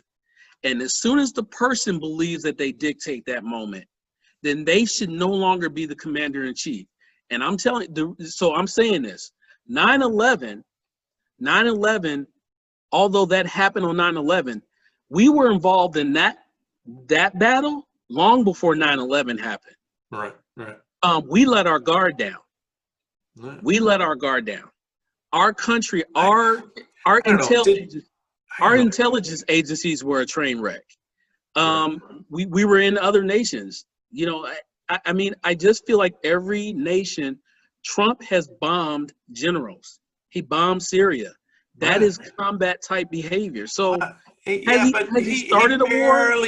He barely bombed Syria. In fact, at the time, everybody was, it was that there was like half the crowd was saying he's so presidential for bombing, and the other half was saying that wasn't a real bombing. He gave them warning. He just took out some ships, so he didn't really have to do anything. Yeah, that's what people do. That's what people do. But the point was that it was either really wimpy, right? Or the other side of it. It was those are also a lot of people who don't understand military strategic behavior. Right. And one person, like for me, I'm sure that Donald Trump really was not pulling all the strings in that behavior. His generals and his experts were. Oh yeah. I hear you. He was trusting their expertise. It's absolutely. Yeah, the yeah, military-industrial complex. He's yeah. I mean, fighting that hard. They get what they want way too often. now he was It, wrong. He was wrong for saying that he was wrong for saying his generals want war. Now he's wrong for that. I don't know. I don't He's know. wrong for that. Nah, Again, you have because those it's true. conversations. You Do you want him being straightforward and true or not? Because that is true that the generals at the Pentagon are mad at him because he won't go forward with more war. key. Then you First of don't think all, the military-industrial complex has control of a good portion of the Pentagon and doesn't like Trump? Because that's what he was saying. Keith, have that conversation behind closed doors. We are a nation. He is the commander in chief. Have that conversation. If you want to have a debate with your generals, have that debate. That's what they're there for, is to bounce things off you and say, sir, this is what I think. And you're like, nope, yep, you just, okay. But to air your grievances on the people that you have to turn to, because Trump can't run any one of those B-1 bombers. He was telling the CEOs, us, the people, who it was. He That doesn't need, spoke to me. And no. I'm okay with him calling out the military-industrial complex. And that is one thing that his supporters, like me, like that he's doing. We sit back and say, yeah, that's right. The military-industrial complex is the problem in the fact that they don't like him, says to me, good. What explain to the viewers who are going to see this, what is the military-industrial complex? I would say go listen to, was it Roosevelt who gave the military-industrial complex speech? No, not Roosevelt. Eisenhower. Eisenhower's famous speech about the military-industrial complex. I would suggest everyone go, Google it, and listen to that speech. That's what I'm talking about, and that's what he was talking about. The fact that we have the Boeings and the other corporations and leaders at the Pentagon, leaders in our Congress who all have that money in their pockets to keep this thing rolling. And it's not even like just our wars. It is getting Congress and generals to okay shipping weapons to another country so they can start a war. Don't like that either. Although, you know what I do like is the shooting of the Iranian general. I know that doesn't make sense. But from my point of view, I would much rather, like, our wars are fought by young men and always have been, and the generals and the leaders who cause all this chaos get to sit back and be out of view, out of aim. And even during our Revolutionary War against, even our Revolutionary War against Britain, we were looked bad upon because we would shoot officers. That's been a part of military for a long time. And so you don't like go. It's one of the reasons chemical weapons are so frowned upon. Why? Because you can get the leadership too. And part of war is having leadership that is protected. So to me, and to many people who don't want the war state, we see him taking out one of these old guys, one of these old cigar smoking, whiskey drinking jerks who are sending all the young people off to war. And did Iran come after us? No, it made them back off. He took out a general, a guy that has been planning plenty of evil stuff. So to someone like me, I'm not sad about that. It seems like precision. Take out some of these generals. Quit sending hundreds of thousands of people to their graves instead. So to me, the trade-off is fighting Iran on the ground or taking out some generals. And maybe that's my noviceness of not understanding war or ever being in a war. But just from a numbers point of view, I'd rather them take out one general than us have to go in there with tens of thousands of troops.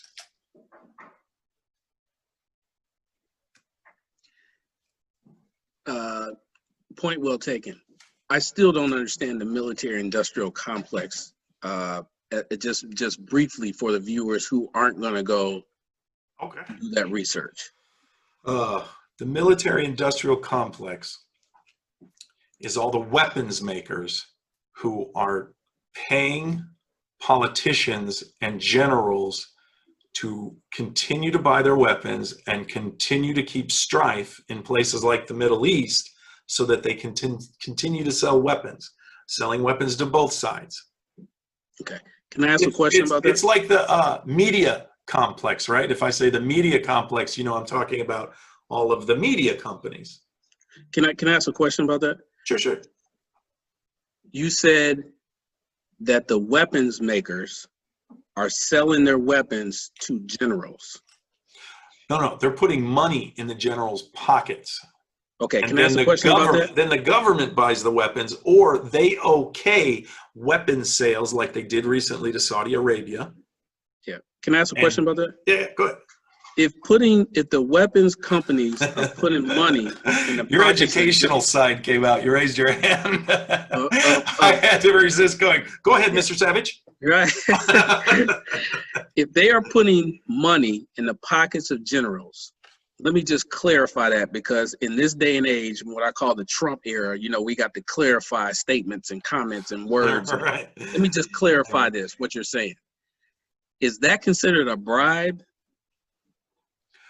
I would think so, but okay, it's, all right, it's cool. done in Let's different go with ways. Does that make sense? It's done in go with different that. ways, so it's not legally a bribe. Well, you said money in the pocket, and I'm assuming Yeah. bribe. So I think Right. people are going to play games on words. Lobbyists. No. Lobbyists. If you're a politician, if you go look at the money that's been donated to most top senators, House of Representatives, almost all of them have some military money in the pocket.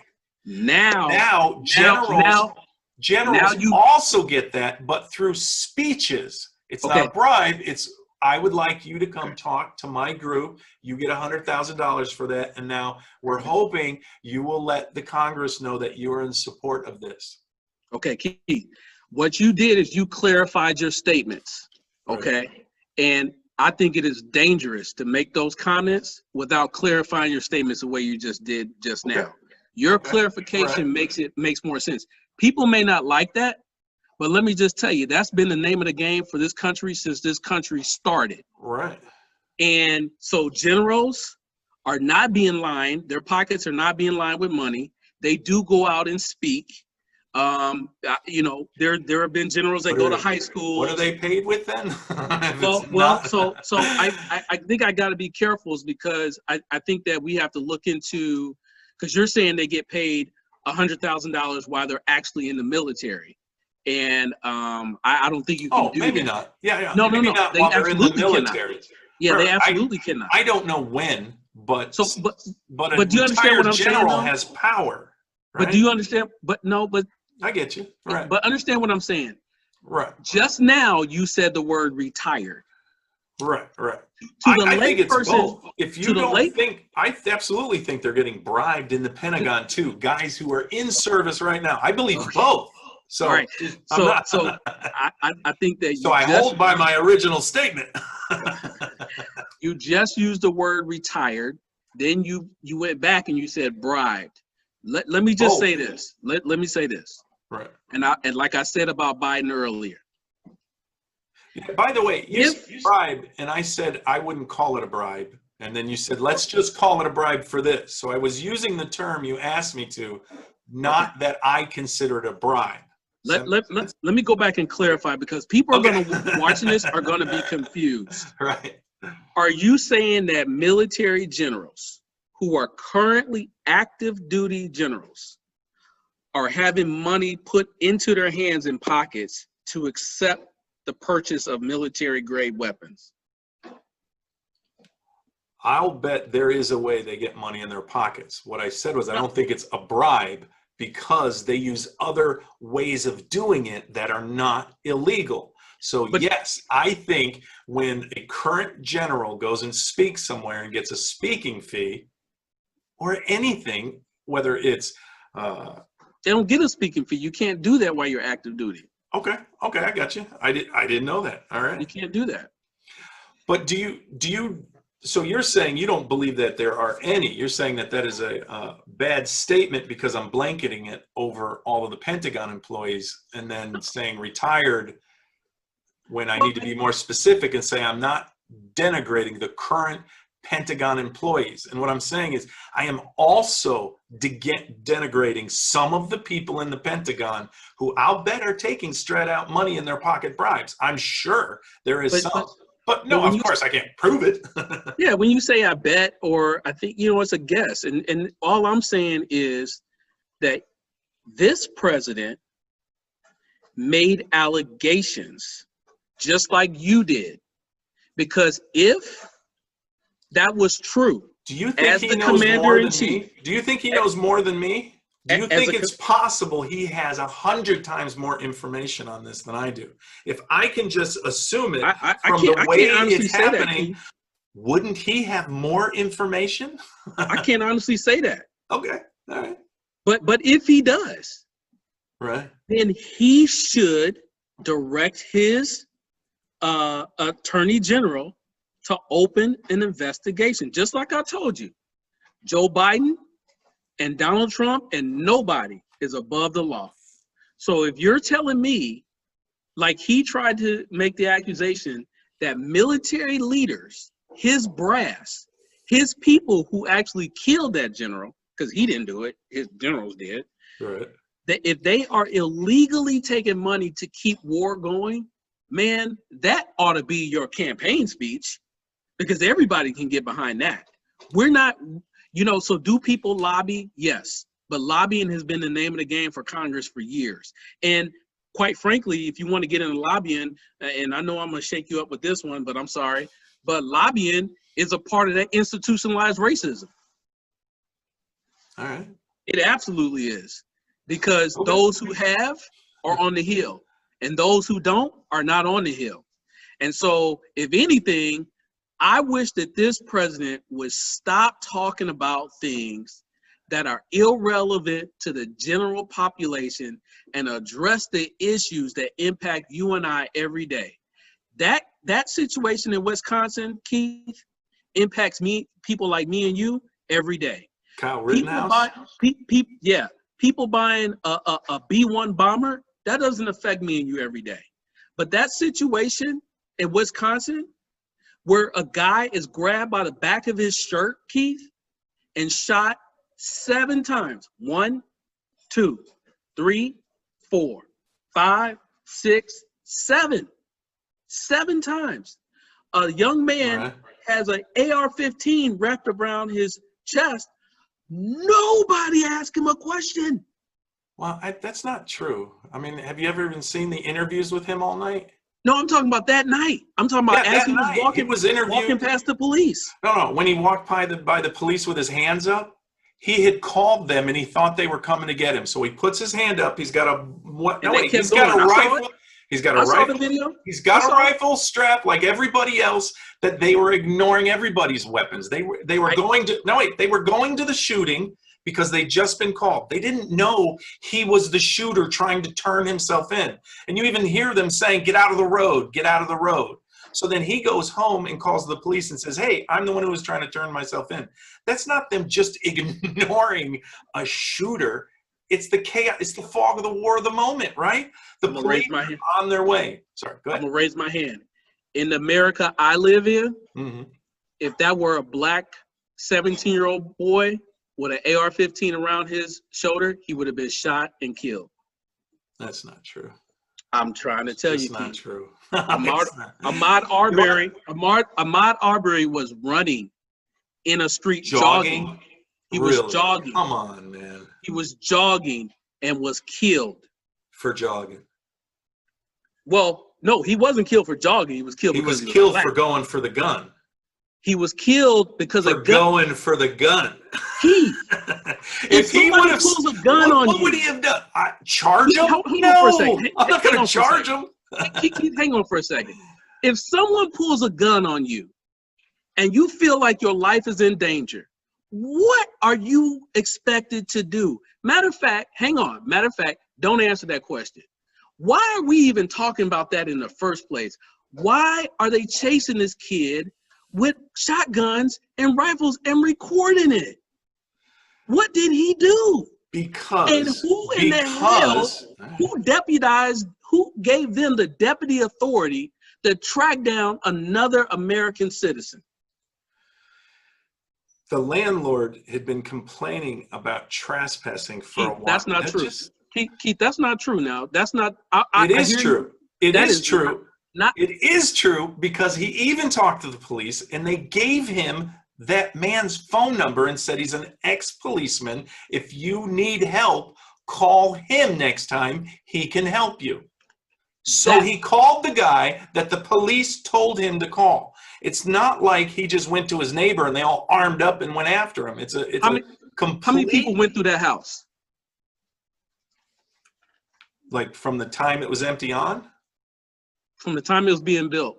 Ahmaud Arbery, was he the only one? I don't know. The answer is no. He was the only one caught at the time. No, wait, they can't. That's not true. And he wasn't jogging. You've got to be kidding. He wasn't jogging. So he chose 10 miles from his house, a random neighborhood to go jogging in. Yep. The way he was dressed. Yep. And then just wandered into a construction site.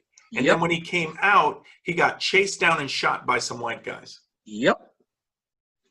Wow. And so I guess Jacob Blake too, you don't see as a justified shooting? Let's go back to Ahmaud Arbery. Any of them? So let's go back to Ahmaud Arbery. So Ahmaud Arbery went to a house, a construction site. Right. And let me give you everything. Let's say that he broke the law, which law enforcement said he did not. The owner even said that he didn't take anything. Right. And he's even on camera getting water. Actually, after that, there are other people in the house that are also on camera. So there are multiple people in the house.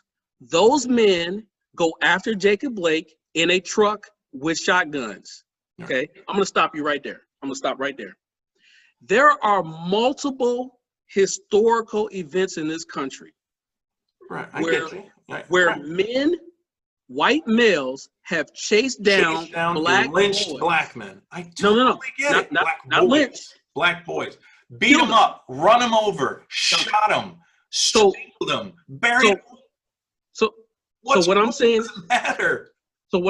is that there is a systemic thought, an unconscious and a conscious bias that a black male like Ahmaud Arbery, his justice is a gunfight in the street. It's not calling the police. No. It's not saying, hey, we know who it was. We got him on camera. We took a picture. What it is I'm going to chase you down and I'm going to pull a gun on you. And if you do something to defend yourself, I'm going to kill you.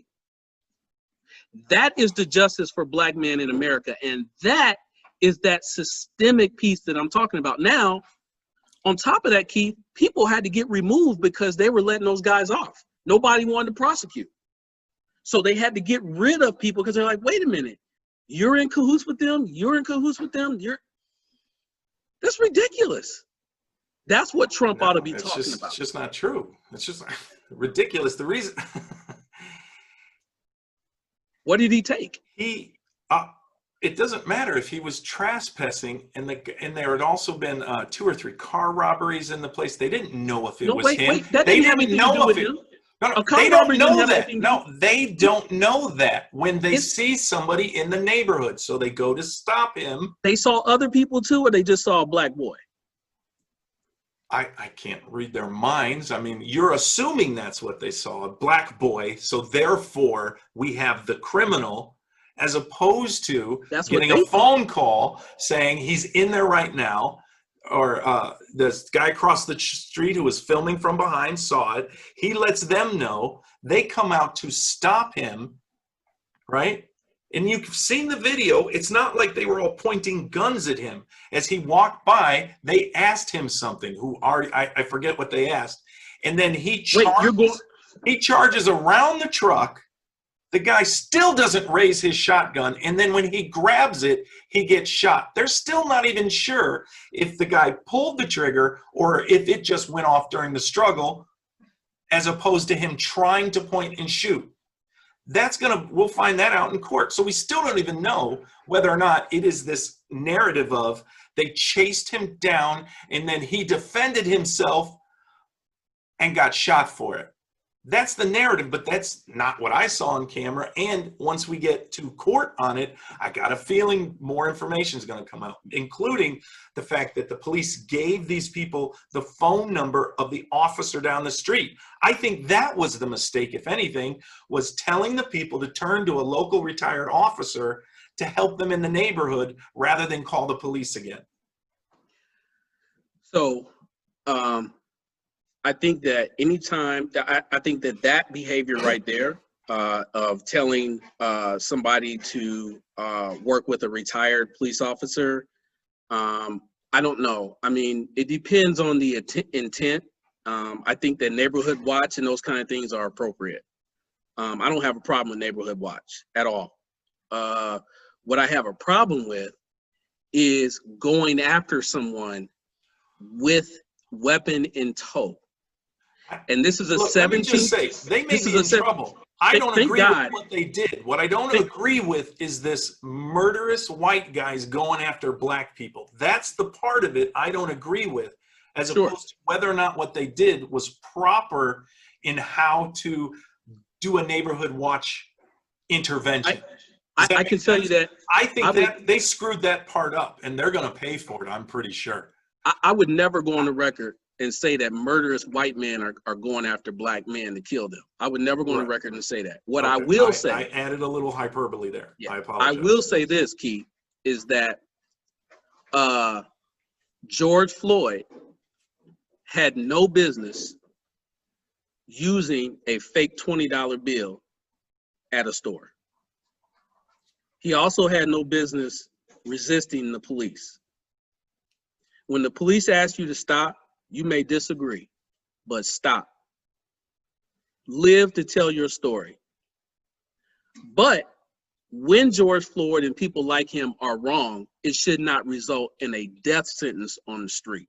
And what I am saying is that there is a bias towards certain people, in particular African-American males, who are 5 times more likely to have a very dangerous encounter with law enforcement. And so I'm just saying that there are times where, go ahead, sorry. There are times where I think that the citizens have made a mistake and they are resisting law enforcement.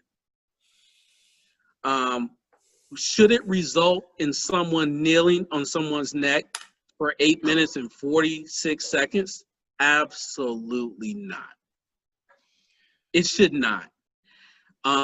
Would that treatment be? That depends. I mean, you can't just say knee on the neck 8 minutes is bad. It's ignoring everything else that happened in that situation. Is he, Chauvin, probably guilty of negligence or accidental homicide? Maybe. But if you go through the video and if you read about excited delirium, they were doing what they were taught to do for that exact situation. So the training maybe was bad, but not all 4 of them should be getting in trouble. No way.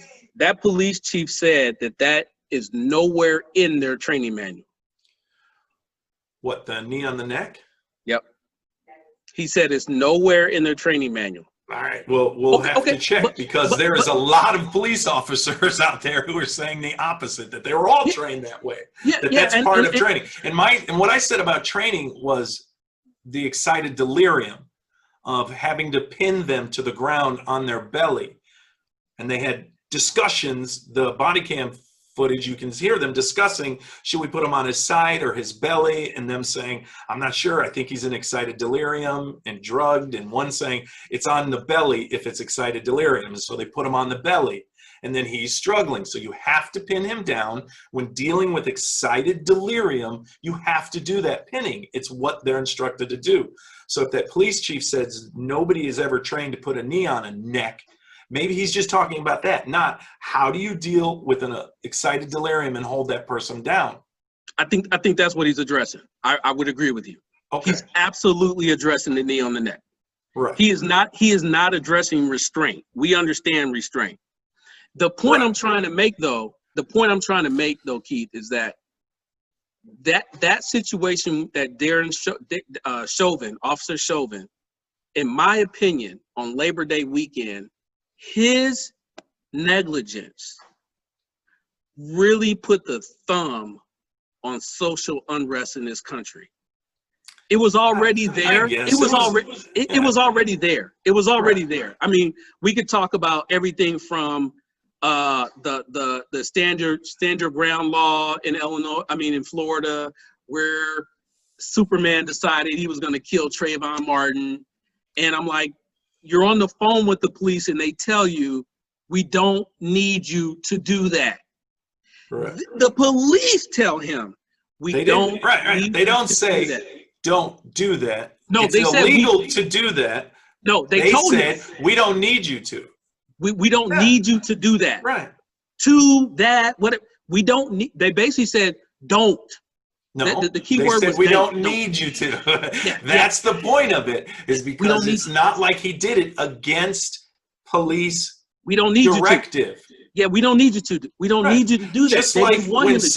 Just like when somebody hits you in your car in runs and you keep following them, they say, we don't need you to follow. Stop following. They say that in every type of situation like that. But I don't know that follow to be anyways. I don't know that to be true, Keith. That they say that. I've had it happen to me on 911.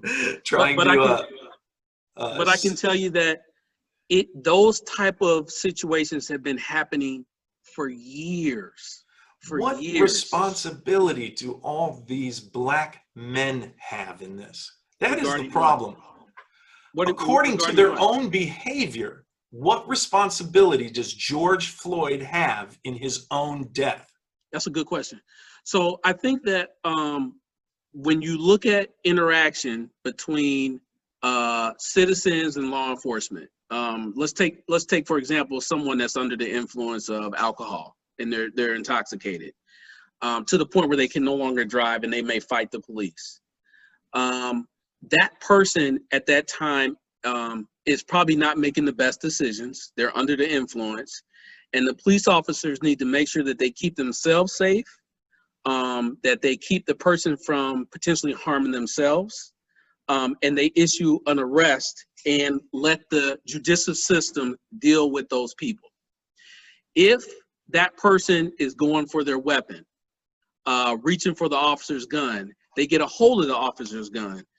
Unfortunately, and so sad to say, many state police officers and local law enforcement have been killed because someone got a hold of their gun.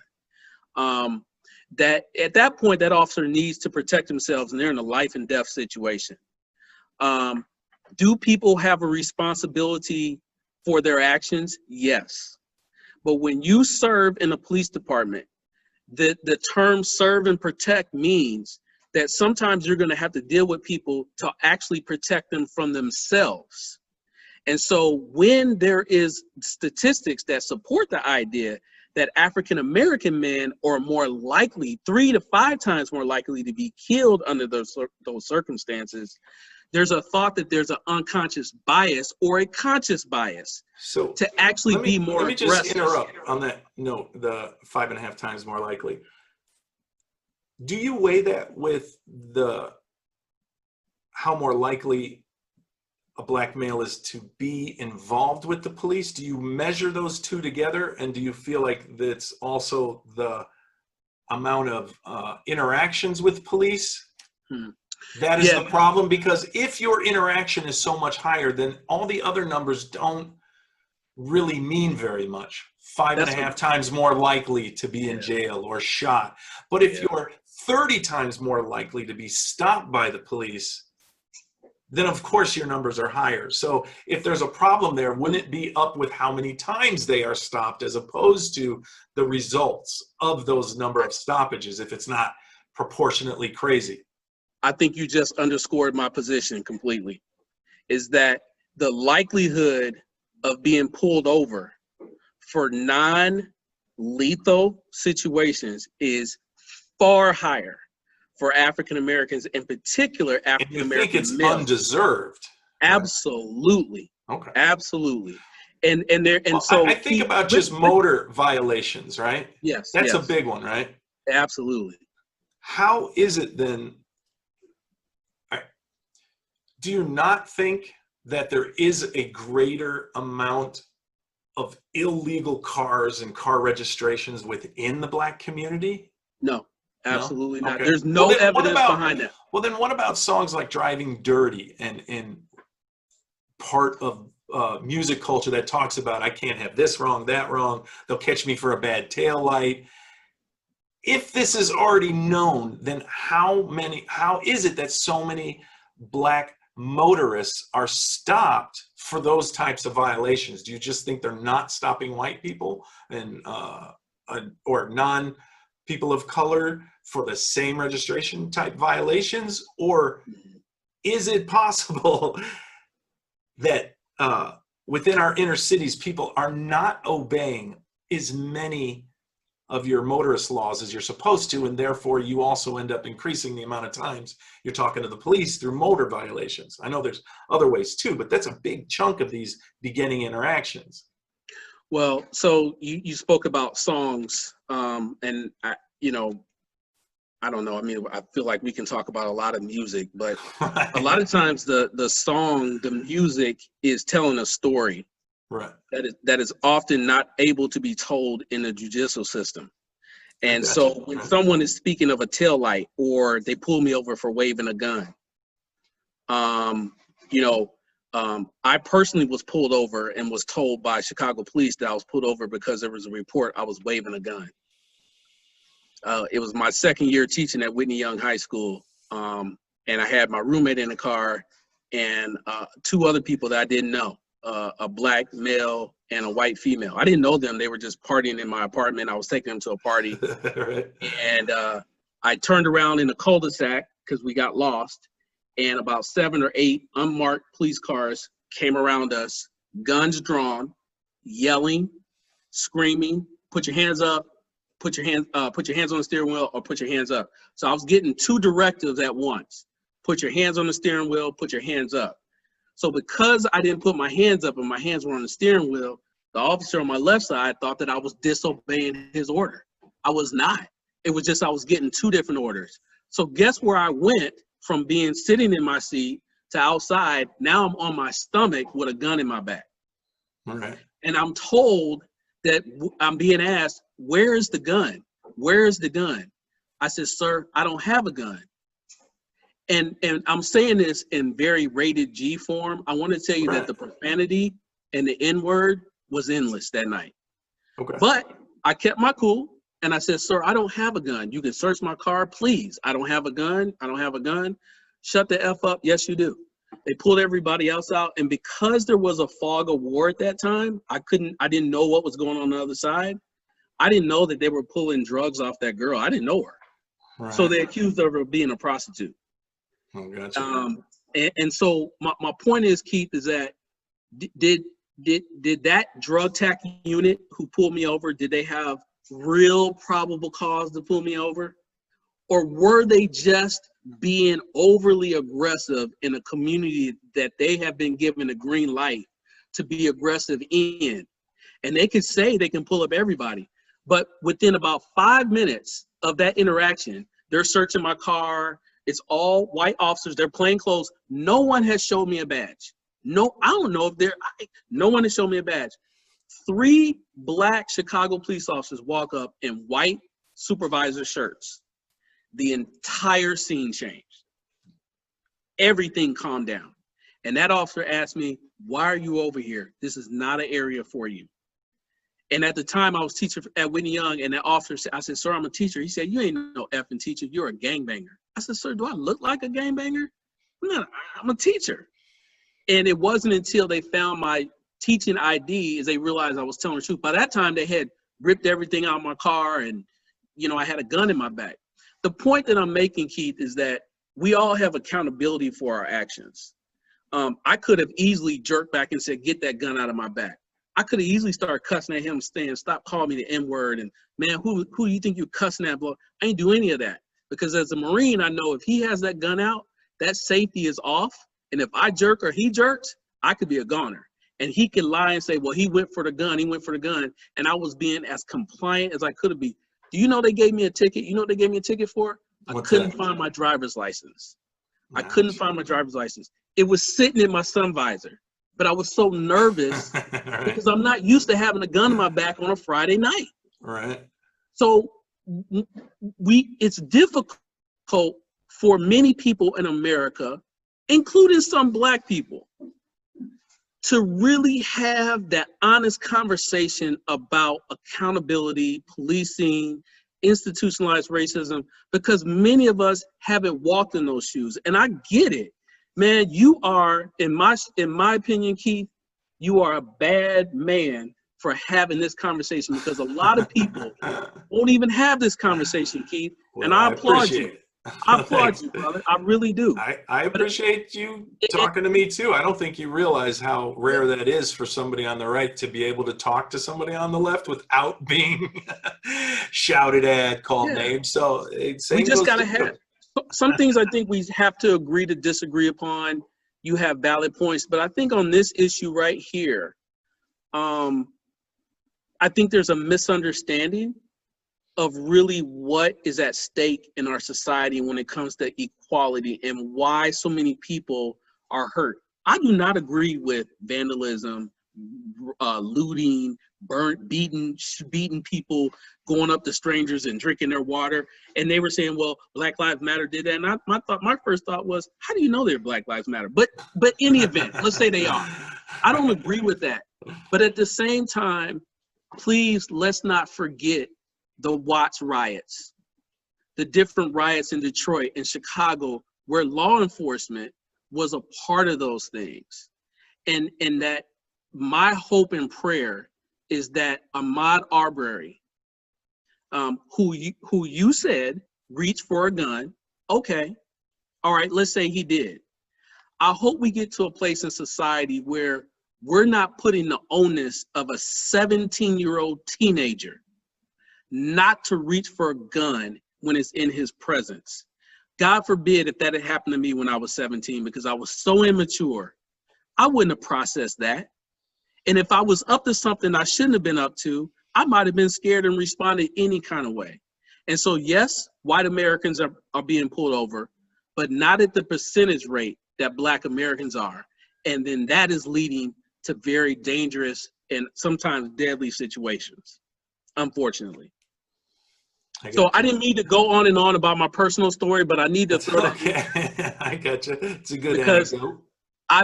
I've been in those shoes, and I've never that type of fear that happened to me, and I think I had PTSD for the next 10 years of when a police officer got behind me. Right. Because I was that makes so sense. Yeah. I just was so nervous, and No, I get it. I have unfortunately been arrested a few times in my life. And do understand what it's like to be at the end of an officer's weapon. It is not fun. It is not good. Right. So Things I've done and things I haven't done. Both. Right. I think there's a percentage thing too, is you have to look at is that African Americans make up about approximately 15% of the 13, population. 14. Yeah, 13, in the United 14. States. But the number of arrests for minor offenses is pretty high. And that even goes to the education system, but that's a conversation for another day. Okay. We'll end it there. Yeah. That was it. We'll let you in with a hey, but story. I want to say as we end though, Keith, is that I really do believe that regardless of who will be the next president after this election, is that I hope that there is real transparency, nice. That we can find some unity, and we can really begin to address some of the issues that are plaguing this nation. And there are other things we just haven't talked about. I mean, there's healthcare, there's the environment, whatever people's opinions are, we got to address those things. And then I also appreciate you for having this conversation, man. I've always thought you to be the type of guy when we were in school, like, let's go to Keith, man. He ain't gonna take no, you're gonna have to cut this part out, but he ain't gonna take no shit. But at the same time, I think we lucked out. We had a really amazing childhood too. I think we did. The fact that I mean, we were a generation, I know I've said this before, where, you know, I met your parents. You met Yeah, my parents. We were like in each other's houses, Yes. sharing dinner, sharing Yeah. friends. So it is strange for me, too, to be at this point in the United States where I wouldn't even come near some neighborhoods I used to literally hang out in before. Yeah. But I can't even go there now. People don't know me. They don't know who I am and wouldn't give me the benefit of the doubt. Yeah. Well, I hope that I appreciate it too, because I'm afraid you're gonna get in trouble for talking to me. I'm already the Trump supporter, so as far as most people are concerned, I can't sink much lower. But I that's often unfortunate, because I don't want you to get backlash from the left for trying to have this conversation. It scares me that your tribe, your peer group, is going to turn on you if you agree with or ever concede a point to me. That truly worries me, because you're a good person, and it would just be crappy for people to turn on you like that. And I know, watching what has happened to other friends of mine who have made the switch or even agreed a little bit, or you can see it on TV or internet, when people agree with even people on the right, you're platforming them, you're giving them a chance to talk. How could you even listen to that? So I truly appreciate what you're doing, and I'm scared that you don't really quite get how brave it is. Well, I do want you to include this part as you do your edit, is that, okay. Yeah, I will. you know, this conversation and these conversations are very important. And part of the problem with our country is that we don't listen to each other. Right. So just because you support Donald Trump doesn't mean that I'm going to be mean to you, and you shouldn't be mean to me. We just have philosophical and political views, and we need to learn from each other. And it's okay. You know, we need to do that. But if there are people of my so-called peer group who need to cut ties, let me tell you, I can give them the scissors, because I got a wife and I got a family who has my back, and I'm good. I got a small friend group anyway, Keith. I got all I need. Yeah. So with the friend group I have, I'm good. If the ones want to disagree and cut ties, go for it. Because at the end of the day, this is more important. Good. I'm glad to hear it. All right, my man. I'm glad to hear it. All right. Take care. Man. I'm sure there's going to be plenty more for next time. Yeah, I'm looking forward to the post edit video. So I'm looking forward to it. I'm looking forward to I'm looking forward to your comments. My feed is boring. It's just everybody being all nice. But your comment feed that I almost jumped in at one point. I was like, I don't think anyone wants to hear from me just yet. Let's check it out, man. I'm looking forward to it. All right, man. Okay, Thanks man. again. Take care. I appreciate it. All right, man. Later. Take care.